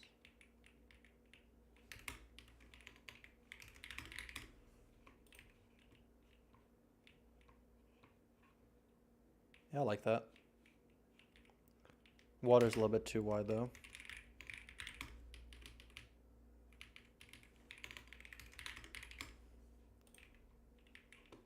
Like, there we go.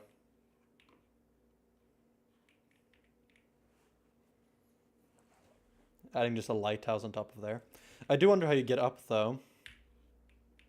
I guess that's more. I mean, you add like airships in later stages. This is like really end game to get up here. Win condition.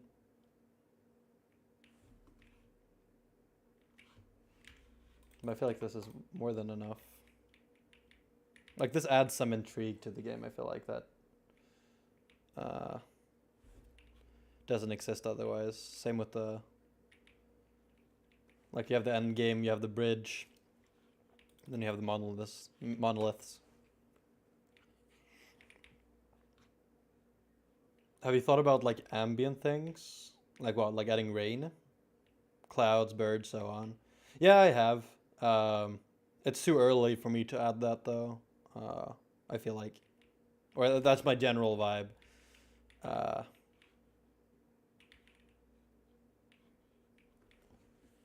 But yeah, I would like to try like this game is very much based on the like the Adriatic, so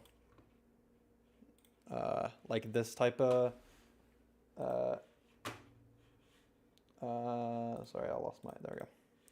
Like this type of vibe, so definitely birds, clouds as well. Like just making it feel homely. Shadows as well. That's a big one. Like currently there are no shadows, you probably realized, only like textures. Like having a big nighttime shadow of that would be cool. But yeah, definitely. But like, the only models I have in the game are these trees, so it's way too early for me to add ambient things. I want the game to feel like something first. Like be able to be playable.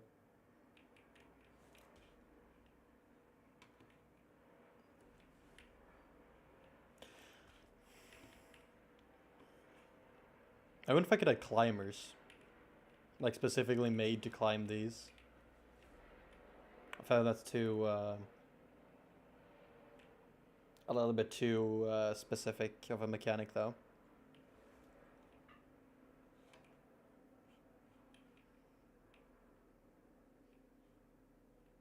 People with ladders.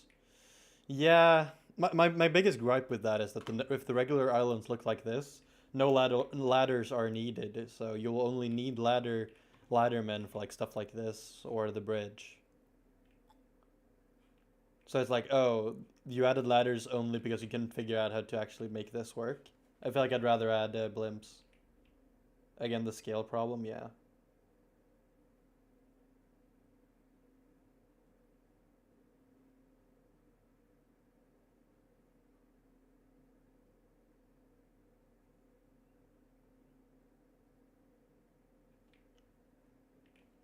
Hmm. Ah, I'll work on making the gameplay fun down here, discovering new islands as they go. Uh,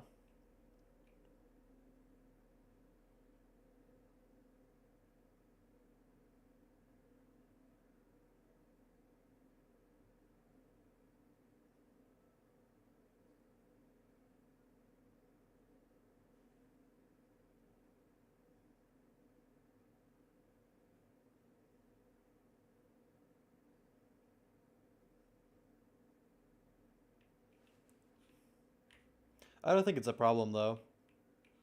Uh, I think it's one of those things that you discover throughout the game, throughout the development of the game, on how to do things. Like how after I made it so you can discover other islands, which I guess comes pretty soon. Uh, then then you've got like a mid game and then late game. I figure out what I do with these. I mean, I'm making this game as a multiplayer game, even though multiplayer isn't implemented yet.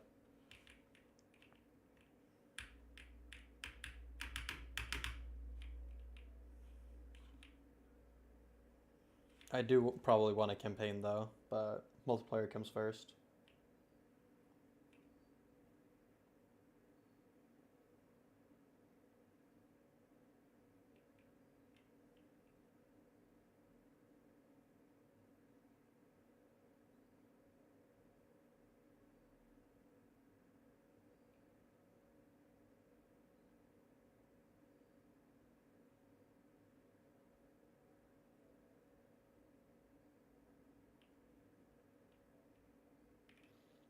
Hmm. I do like the visuals here though. This is a very cool. This is a cool screenshot. Like even without any of the. I mean, if I just go into water and make it always return.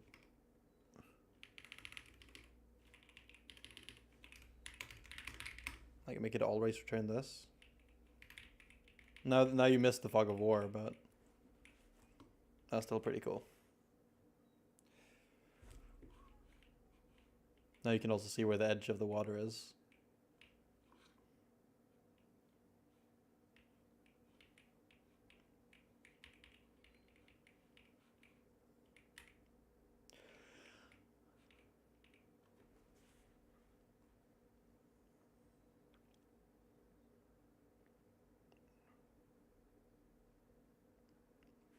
Ah, I like it. We'll see if problems arise later in the development though.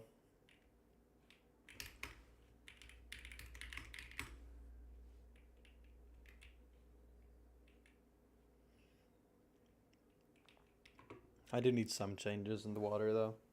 Studio, this is going somewhere, you know, honestly quicker than I thought it would. Yeah, I mean, it's not that complicated of a game, so I think it's fun. Ah, yeah, I mean, I'm not using an engine, so I'm saving a lot of time on not having to deal with the bullshit of like Unity, uh, which definitely helps. Like when I'm generating the bridge, I'm not thinking about, oh, this is a game object. I'm just generating the mesh and then drawing it. In my opinion, that saves me a lot of time.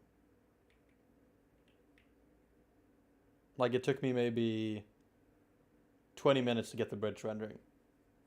In Unity, I was or in Godot, I was fixing like a mesh for like a couple of hours, just trying to make it render.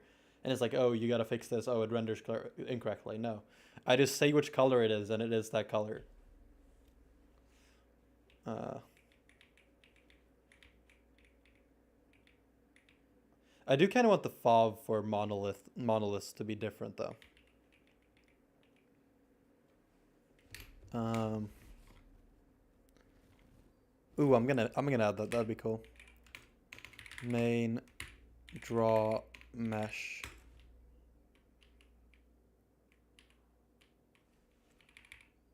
Draw monolith.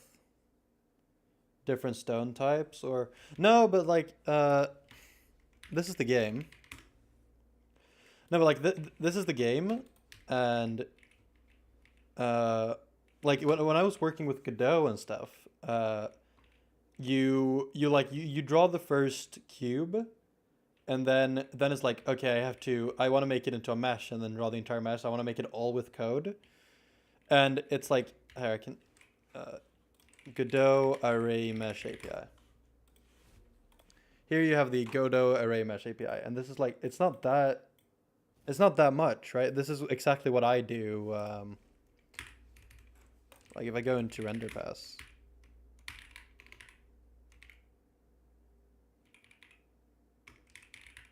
Here. Like that's just what I do here. But the difference is here, it's like they have a lot of things that's just not necessary for me to make my games. Like it's a lot of bullshit. And instead what I have is that I mean OpenGL is also bullshit, so I'm not gonna go into that. But like here, I you have to do all of this once. You bind the vertex buffer, you bind the vertices, and then you just fix. This is how they look, and then I define everything. So like, okay, this is the vertex position. This is the color. Whatever. I don't remember what all these do. Um, and then I just enable a depth test, and then I'm done. Here, I set the mesh to array mesh, and then I have to like set a mesh instance 3D, and then add surface from array, I have to create a surface and everything. Like yes, if I wanted to make a realistic game where the realistic things mattered, uh, yeah. Like Godot and like Unity, they base their ideas on how to make a game based on that the game is going to be realistic. So you have like PBR and uh, you've got PBR, you got skeletal animation out of the box, and like you have a bunch of chat. Like you know how a Unity game, like Unity template game. Like you can kind of see that this is a Unity game.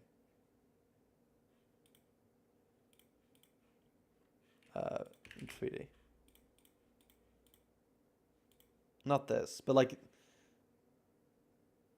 it's I mean, you do get a lot. Don't get me wrong. Collisions are a big part. You get the shadows, which do take a while, but it's just a lot of shit around that. This game isn't complex. It shouldn't take that long. Uh, so it's just nicer to do this in with your own engine.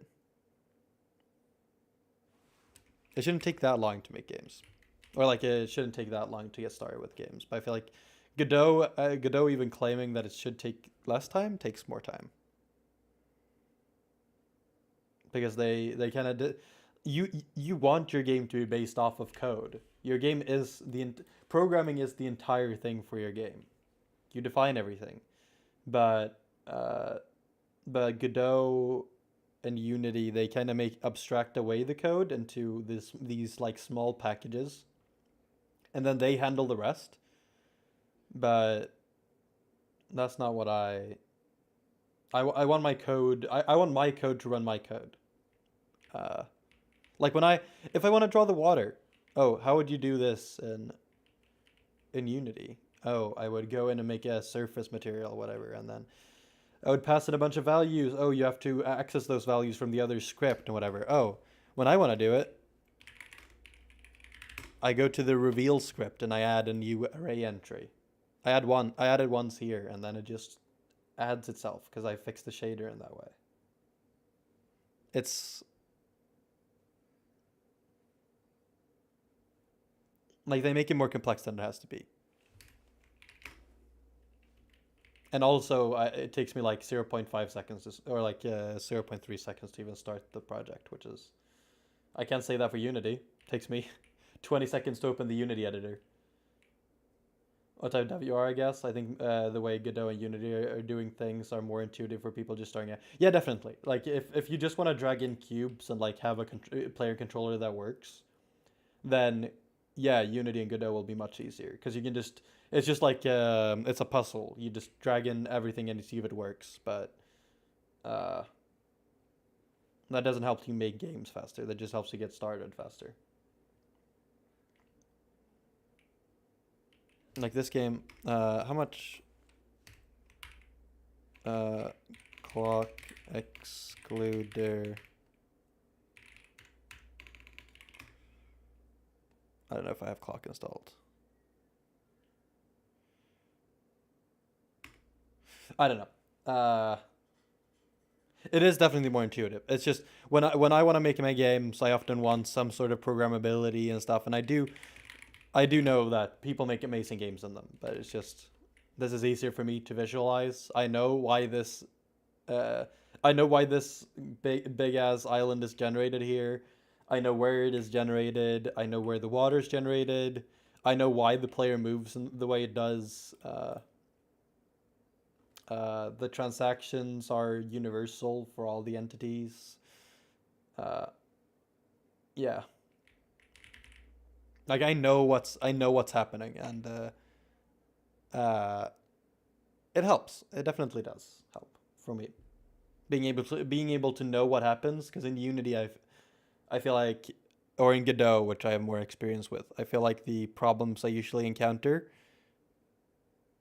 like if you make a simple 2D game in Godot, it's so much more complex than it has to be. Uh, you're just drawing squares to the screen. Use Raylib. Like no one can tell me that the make a 2D game is easier in Godot because it does everything when you could just download Raylib and draw the rectangles to the screen and it just works. It's not worth it.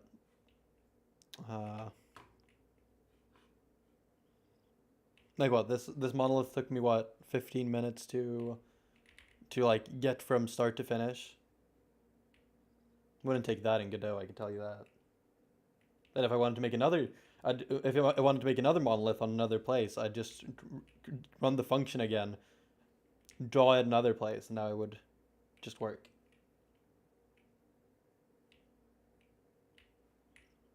Also because I know all the functions. All right, so produce the bow. Let's make this produce the water. This gets the wood. So I need some sort of more progression here. I am wondering if I also am using a real programming language, so I get like type safety. I get so angry with Godot that they picked GDScript because GDScript it doesn't have generics, right? They're working on adding generics, but they don't have generics. So when you make an array, you don't know the type that's in that array. And here I can just I have the types. I know everything works, and then I can just print the types and have it here. And also I like pointers. It's very nice to work with pointers. Uh,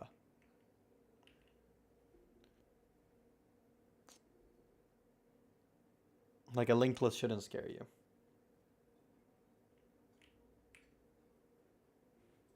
Like I have a programming language that's actually used by people, so that it's very. It has what I need. And like if I want something and Godot doesn't have it, then I'm gonna either have to implement that myself or use another programming language in Godot, and that's like C sharp. The C sharp integration into Godot. It's not great. At least not from my experience. It could have gotten better. But I digress. Now I want to add some more things. So what I want to do is add a lumber camp.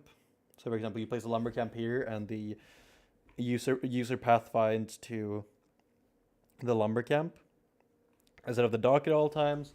And I want to add a third material, which would be like metal.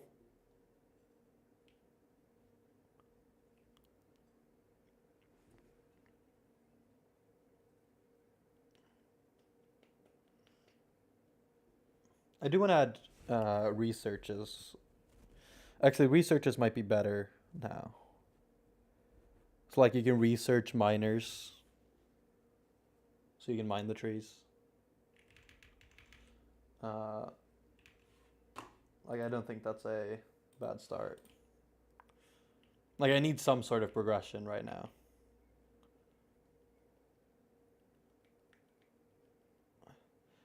And actually I might, since this game is smaller than AoE, I might take the creative step and make it so each house only has one person. So for each human you have walking around on the map, you need one for each human you have walking around on the map, you need to have one house. So it is more expensive. I don't think that's crazy. Because the scale of this game is like, the scale of this game is much bigger than, or like the scale of the characters in this game is much bigger than the in AoE. Overpopulation, anyone? Yeah, but currently, if you look in top left, the population is 2 out of 5, and uh, and like so, if I create a new house, I get 5 more populations, and like this island can't sustain 10 humans walking around on it, like in the game, it won't work, because it's like they walk autonomously, so they will just run over each other. So making it so you create a house, the house automatically gives, the house costs food and wood, and when you place the house, you get a new human instantly. I don't think that's crazy, and houses don't produce humans. I'm gonna add that. UI.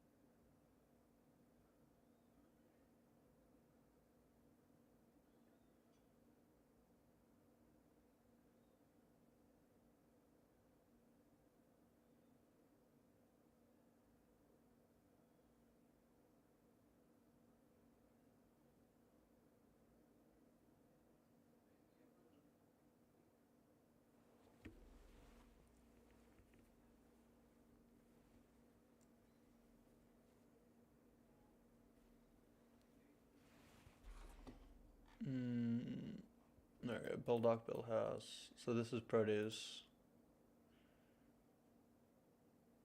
Oh, right, because this only has one. So this is just removed entirely.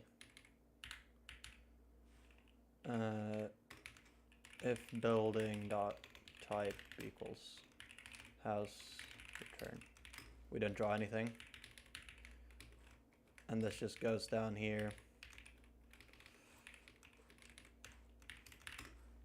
Produce bow, it does all of these things, defines them, and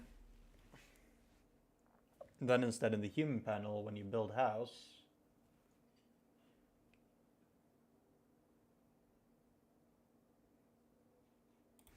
what does the action card need? It costs.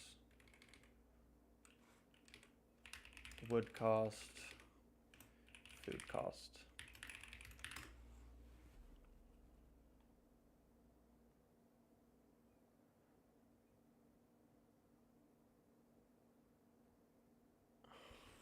I forget.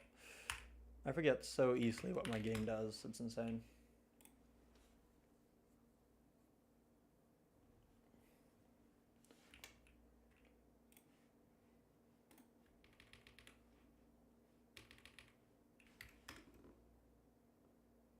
So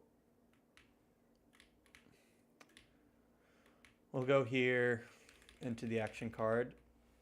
When do I actually render the cost? Yeah, log texture. So this would be wood cost, food cost, wood.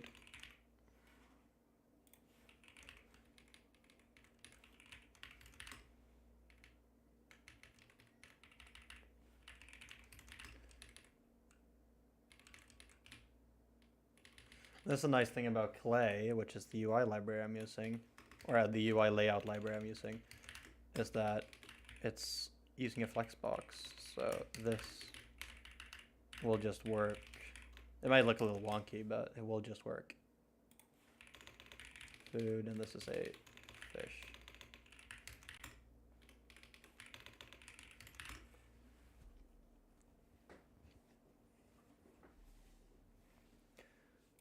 Build house also costs 20, and build a dock costs 0.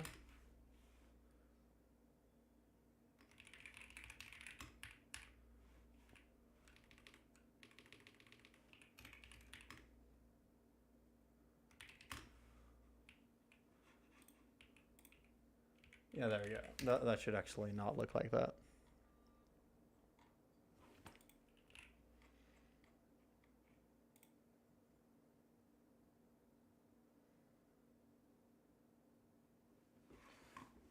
I'll be right back. I need to fix one thing.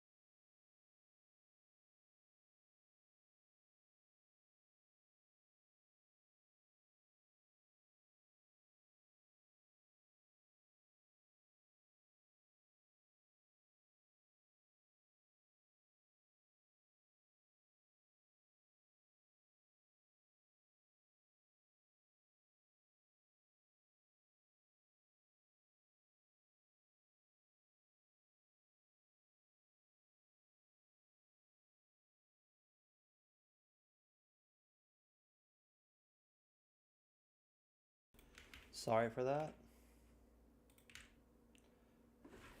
Alright. So.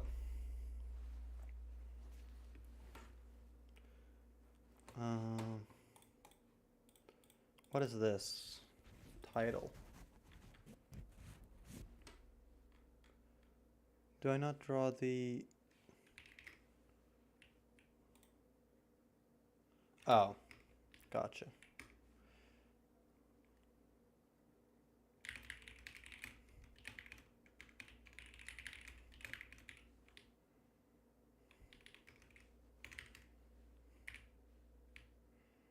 Do this. And this will just be ui.clay.ui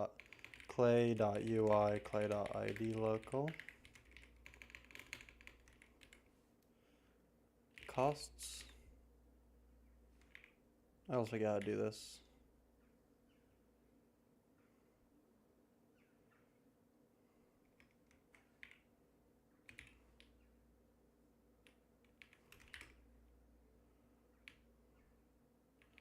So we do clay if clay UI. There we go.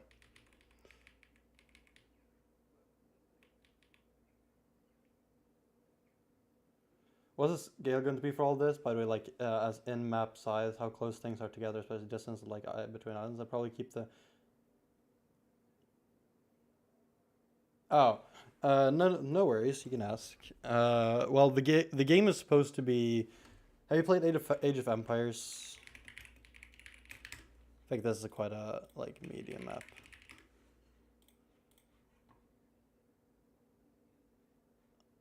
Well, that certainly looks good, but that's not. I mean, here you can have it. So imagine that this is a very large map.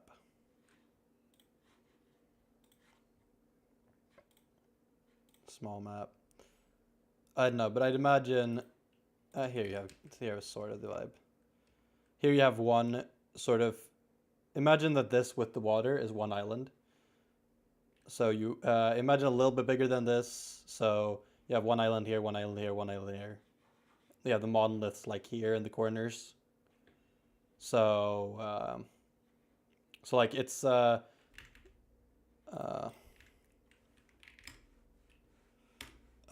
me see here why this isn't working. Imagine like there's another island over here. Another island here. Another island here, another island here. It's not supposed to be a big map because it takes it kind of takes a while to get anywhere. So you will like this going to here. This is a big distance. Yeah. Definitely not like realistic island distances. Yeah, it's supposed to be like a fun game night game, so you can boot it up with friends, play a match like maybe an hour, and then but like this is not a distance between two islands like a standard distance. I'd much more imagine that this island's here and there's another island like over here. So like when you expand to the next island, imagine like the waters might even touch. So it kind of goes. You're supposed to be able to build bridges between the islands for fast travel and stuff, or faster travel. So yeah, definitely not anything intense.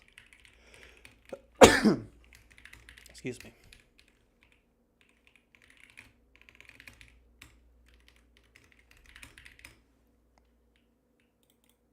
Okay, I feel like that that cost panel works well. So it costs 20 food and 20 wood to build a house.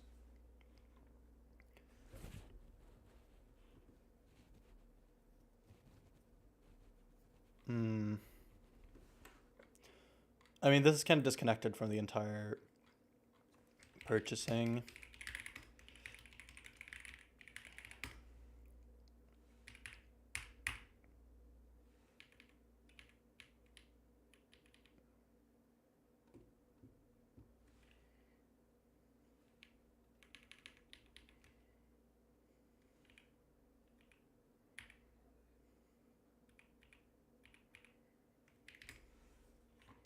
Does this Do I even account for this right now?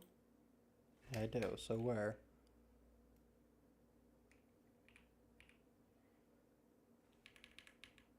There. I need to connect the UI in this at some point.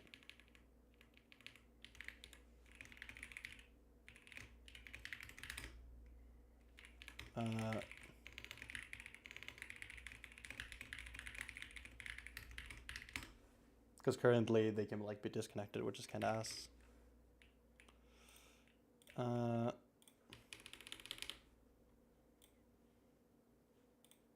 Like here, you have to do that, produce a boat, boat goes here. Now, finally, when you have 20, you can take this and build a house. This walks over here.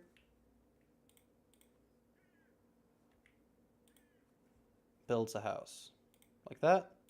And now there's no UI for this, because the house isn't supposed to be able to be selected. Dot house.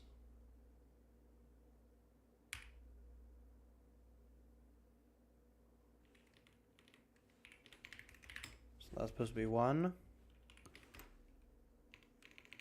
And this also should be there.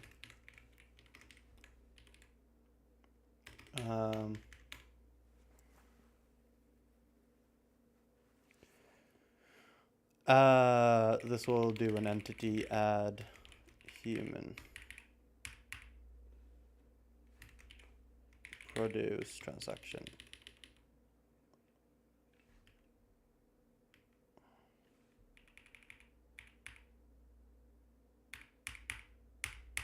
When do I create it? Do I never create the produce transaction? Produce.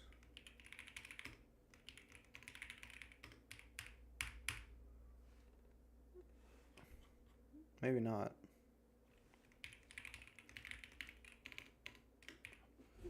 When do I do the entity add of humans? Fishing spot, tree. That's good enough. So you do the build here.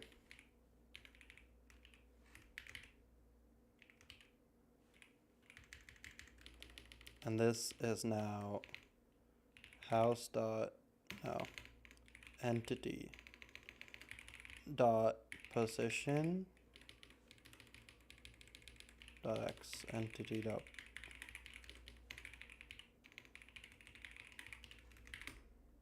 like that, and this will just be like +1 for now again.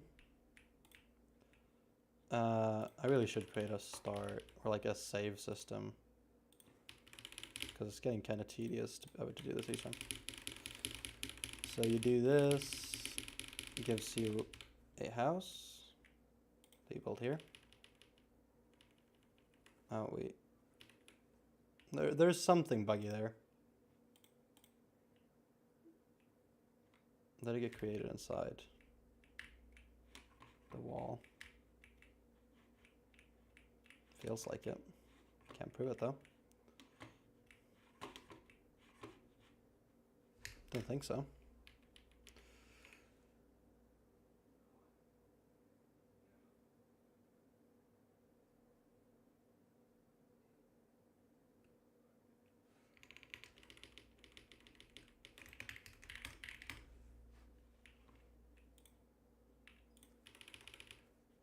I think this is a fun gameplay loop though.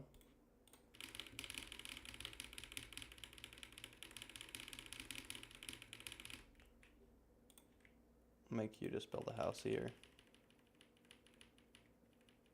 Well, it definitely doesn't add the entity, which is kind of what I want.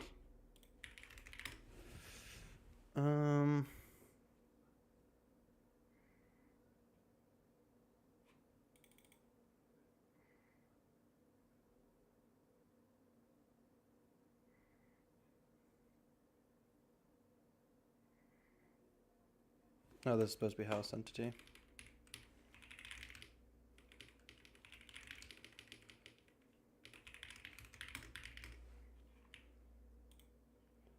Hi man, which Linux distro? Running Arch right now. So I'm very boring, but works for what I need it for.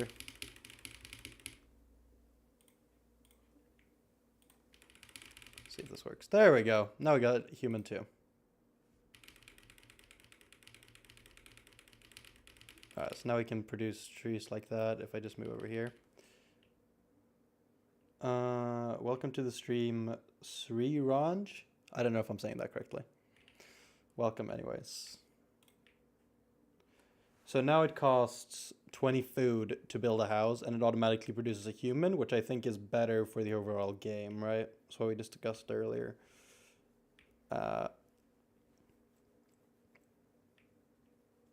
you have like workforces proportional to the amount of houses.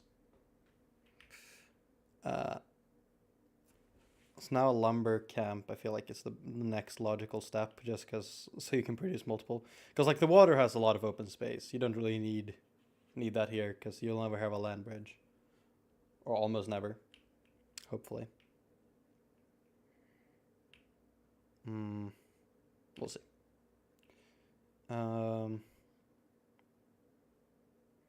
Or do I add the progression window now? The progression window is a significant leap for where this game like will go. Let's do that. To the UI. Let's add a thing to the resource panel. This has, so let's add a new if clay.ui clay.id res container. I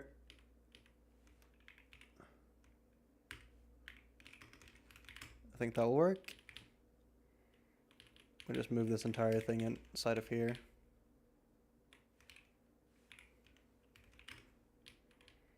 And here, we will add a new UI as well called if clay.ui clay.id, and this will be our research. I feel like every game needs some sort of research system for progression to be fun, right? And this will inherit the same.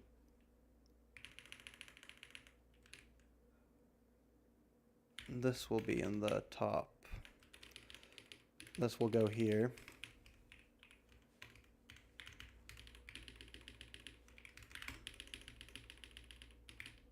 And this layout.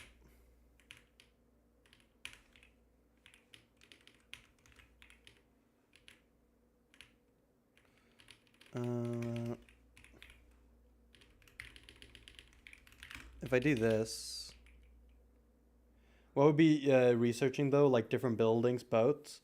Yeah, so firstly, the first research I'm thinking of is researching metalworking. So you can mine metal, and then the metal can give you access to build like a lighthouse.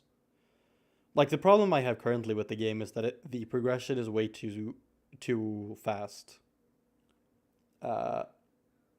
It needs to take some time.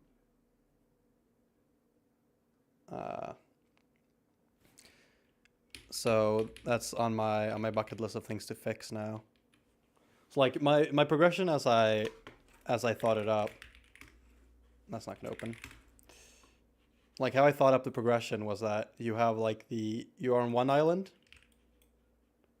and then next stage, like these are the broad stages. You create the first lighthouse.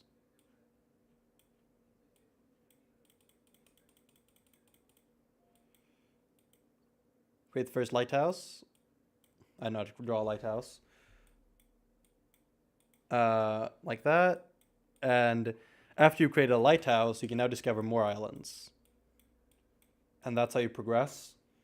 So you start off with one island, then you build a lighthouse on this island. And that gives you progress to create a lighthouse on this island, and then a lighthouse on this island. And then the lighthouses get like progressively more expensive. So this one is like $1. This one's $2. This one's $3. Somehow. And this is how you progress through the game. And what I want to add now is a way to make these fun to get. So, for example, if you, yeah, so the lighthouses are like the central progression point. So, like you, right now, I want to implement metal. So you have to like get metal to then, and like let's say the first lighthouse costs 5 metal to create. Or actually, maybe the lighthouses open up.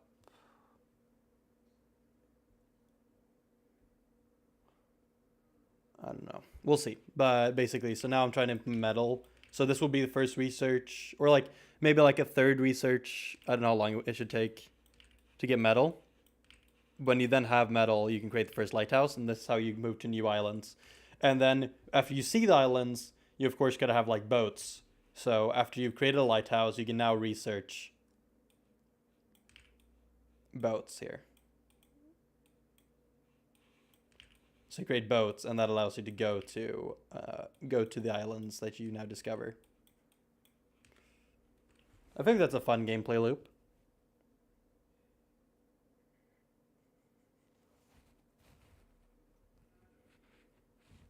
So like the progression would be have an island, build up your economy, get wood, get food, create villagers. Then you research iron, and now suddenly you can get iron. And then you can now build lighthouses. Lighthouses allow you to see the islands next to you. After you see the islands, you can now research the boats. And after you have the boats, you can now see the other islands, and the other islands have more stuff. So let's say you have like a jungle island. The jungle island gives you string, and the string gives you archers that can reach twice as long. Sort of. At least that's what I'm thinking.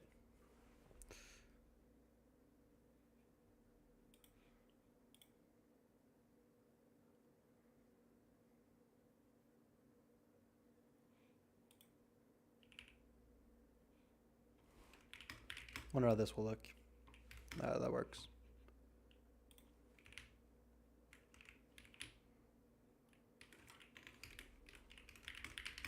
How does this look?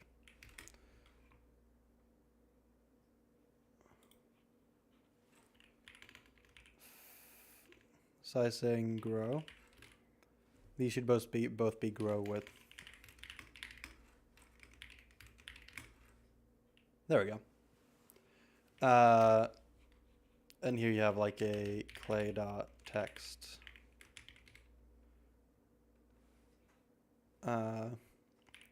Research. I don't know how to do. We do it like this.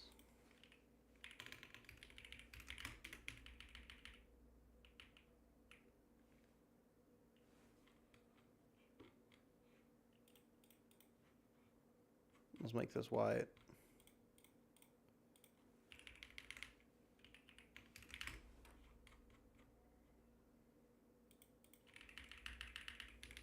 So this is a research. Now, there we have a research panel. And then we want to add like a key to this. So we have like I think there's a UI keycap for, let's say, T.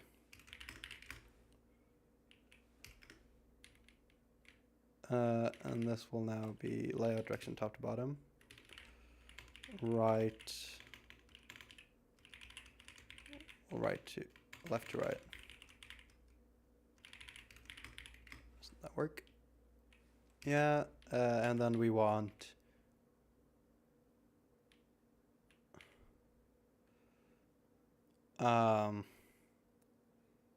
we want there to be this to have like a,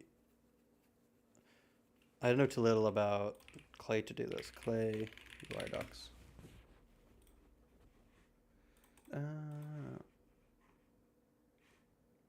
Are there no docs for Clay? I swear there were docs.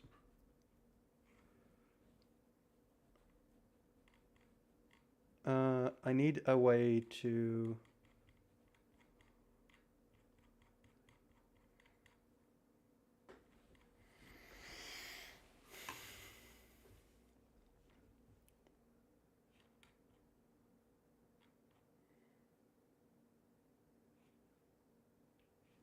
clay align.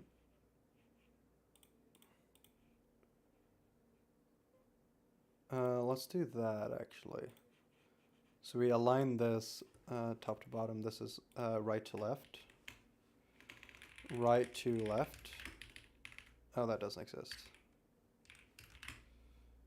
Actually, I can just do clay.ui, clay.id. There's probably an easy, actually, I should just be able to do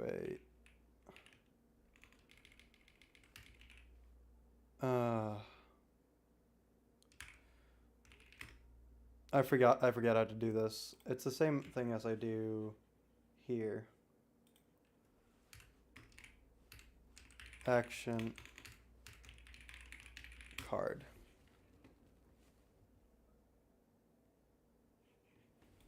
There we go.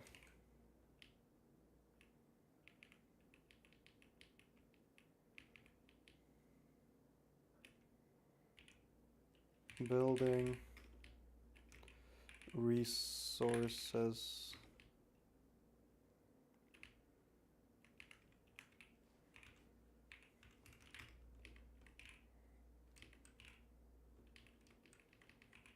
I want the X. Oh, yeah, that doesn't exist. Well, at least that's... Oh, that's good enough. Basically, I want the T here to go to the right, but I don't know how to do that.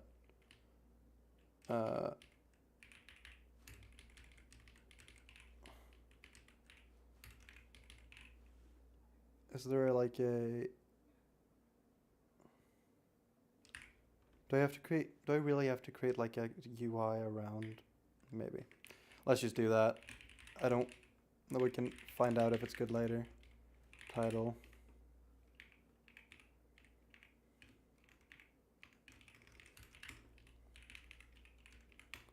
So this needs a width equals layout equals sizing equals clay.sizing grow. There we go. That's what I wanted. So you press T. Actually, I do want this UI text to be a little bit bigger.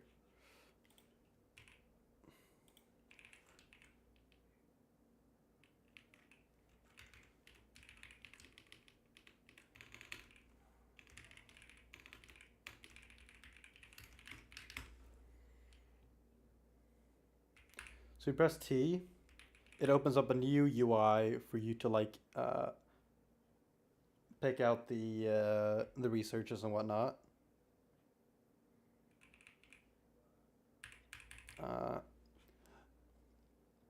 And when you pick a research, it starts, and then you have to, I guess, provide something. Some games do it that you pay for it up front. Some games do it that you just can research. I think I want some kind of payment. But I don't want like how Age of Empires does research. Here. They have like they have a tech tree, but they do it on each building. So it's not really linear. Like you can research two things at the same time. It just depends on how many buildings you have. I don't really like that. I kind of want it to be more...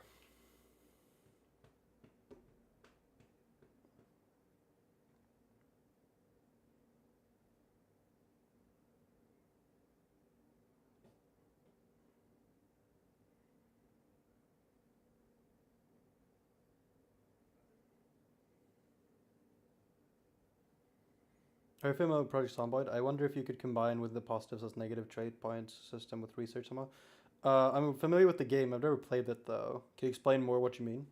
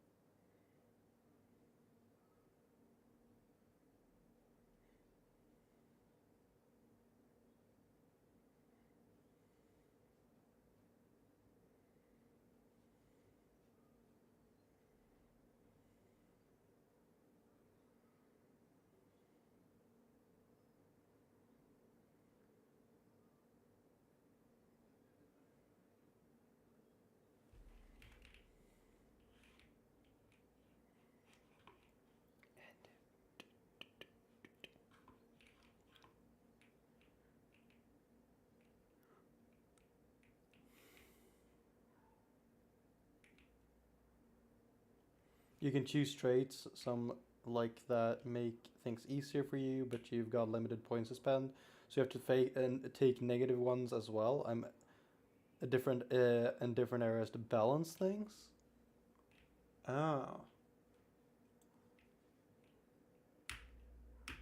So you have to like, for example, you have to. Okay, so let's say you have a trait that gives you like minus 10 healing, but you have to pick that trait in order to become like 10% faster. So like you get 1 point for taking the negative 10 health, and that 1 point you can now spend on a speed trait. Hmm. I wonder how that would happen because my thought about the tech tree was mostly to do with like new buildings. Like do I take a new bad building? Yeah.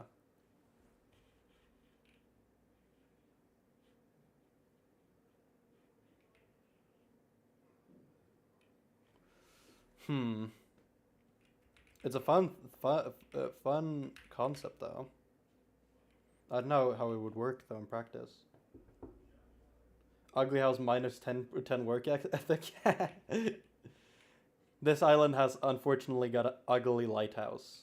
Everyone on this island is now depressed.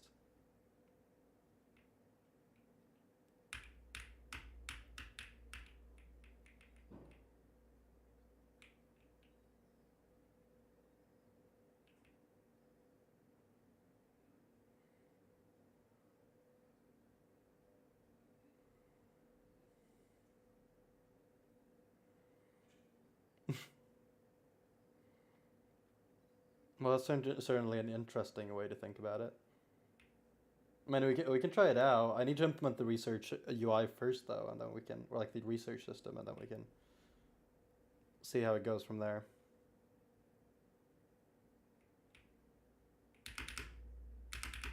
All right.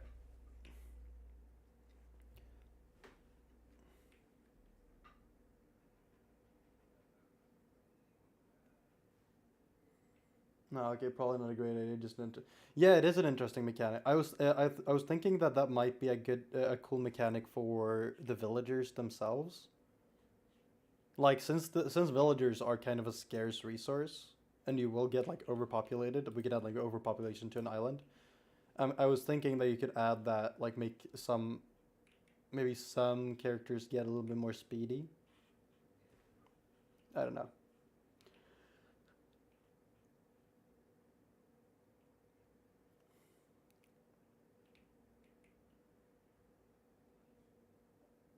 Yeah, it's a little bit more cumbersome. But you already have to do that. Like I still have to tell this. I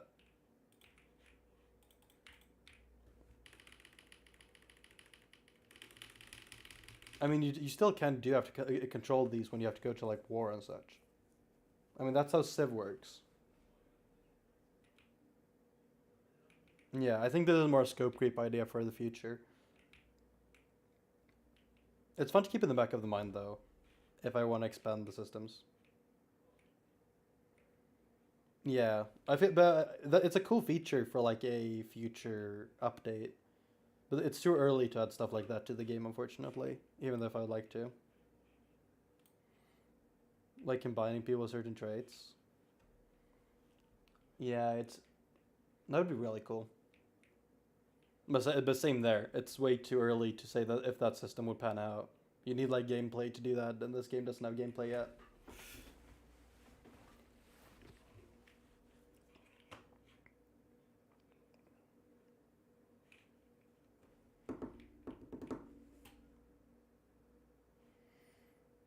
Hmm.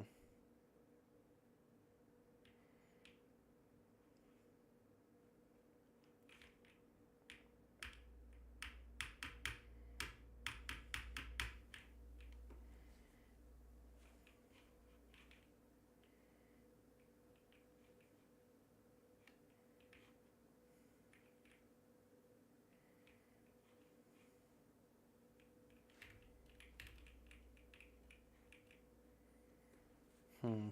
I do really want models. Oh, maybe I do that now.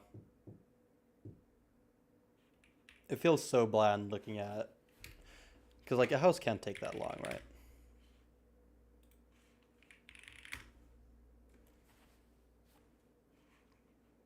A speed run.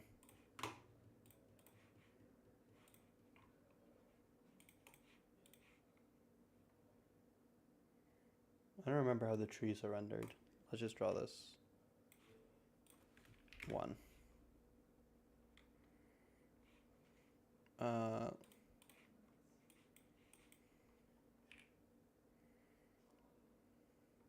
I gotta like subdivide this first.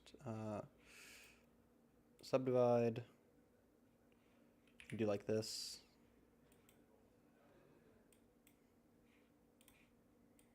Pull this out. Delete these. Every time I've tried learning to use Blender, I failed miserably. I don't know how to use Blender. Like I know some simple like shortcuts, but that's it.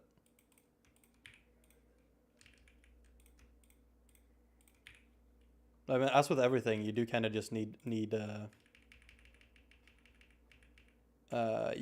do kind of just need like a goal to start making. Like for example, I need to make a house. Like why doesn't this work? Blender. I guess that could work. Like here. I think it triangulates automatically, so I'm not gonna care about that. Like if you want to make a house, then you will learn to make a house, even how bad it may be though. So how do I get the position of a vertex? Get vertex.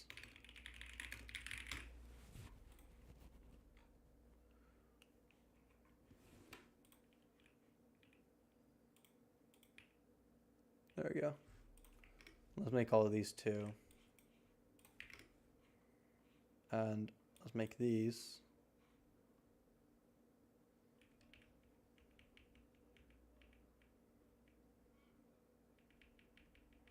How did what?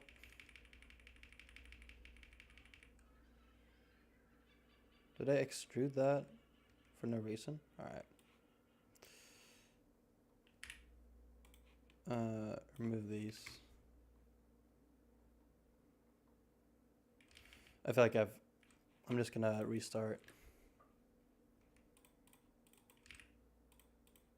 Add cube. Edit. We'll subdivide this. Make this go up. Pull this out. Pull this out. We'll put this to 2. And this will then be -2. Then we'll just remove these. Oh, I did cancel. Delete these. Cardboard box. Yeah.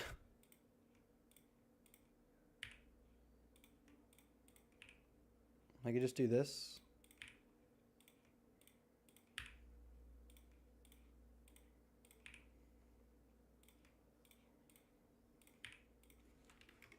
Like, look, suddenly I have a house. Was it that hard?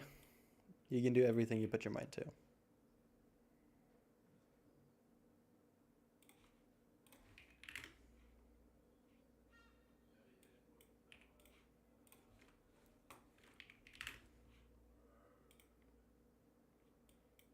This is too far out.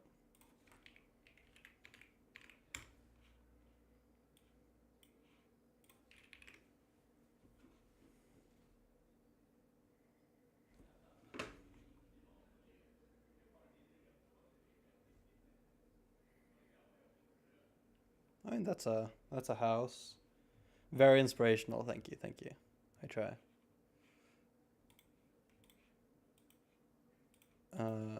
Let's just make a, oh. Didn't really select the face, because I need to do that. Subdivide. Why I don't subdivide like I wanted to?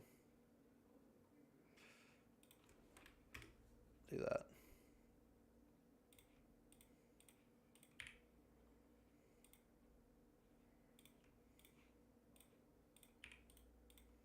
There we go.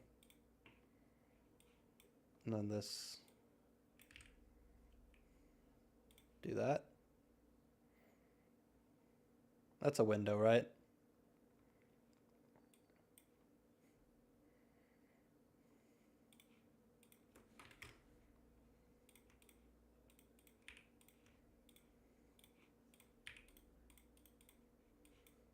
Do the same thing here.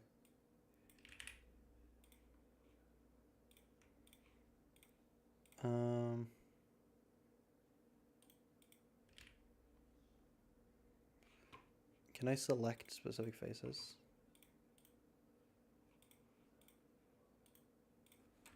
Delete faces.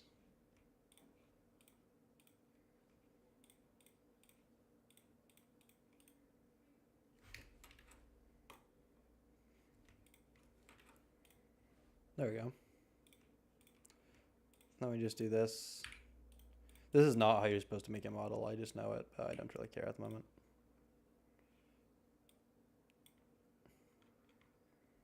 When this game becomes something, then I can care.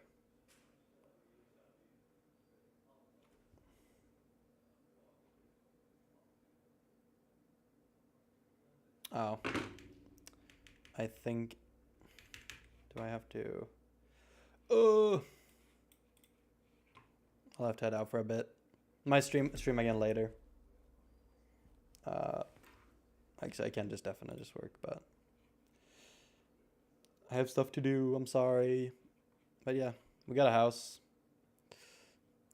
Hopefully I get to add this house to the game tomorrow. I think it'll be fun. Alright.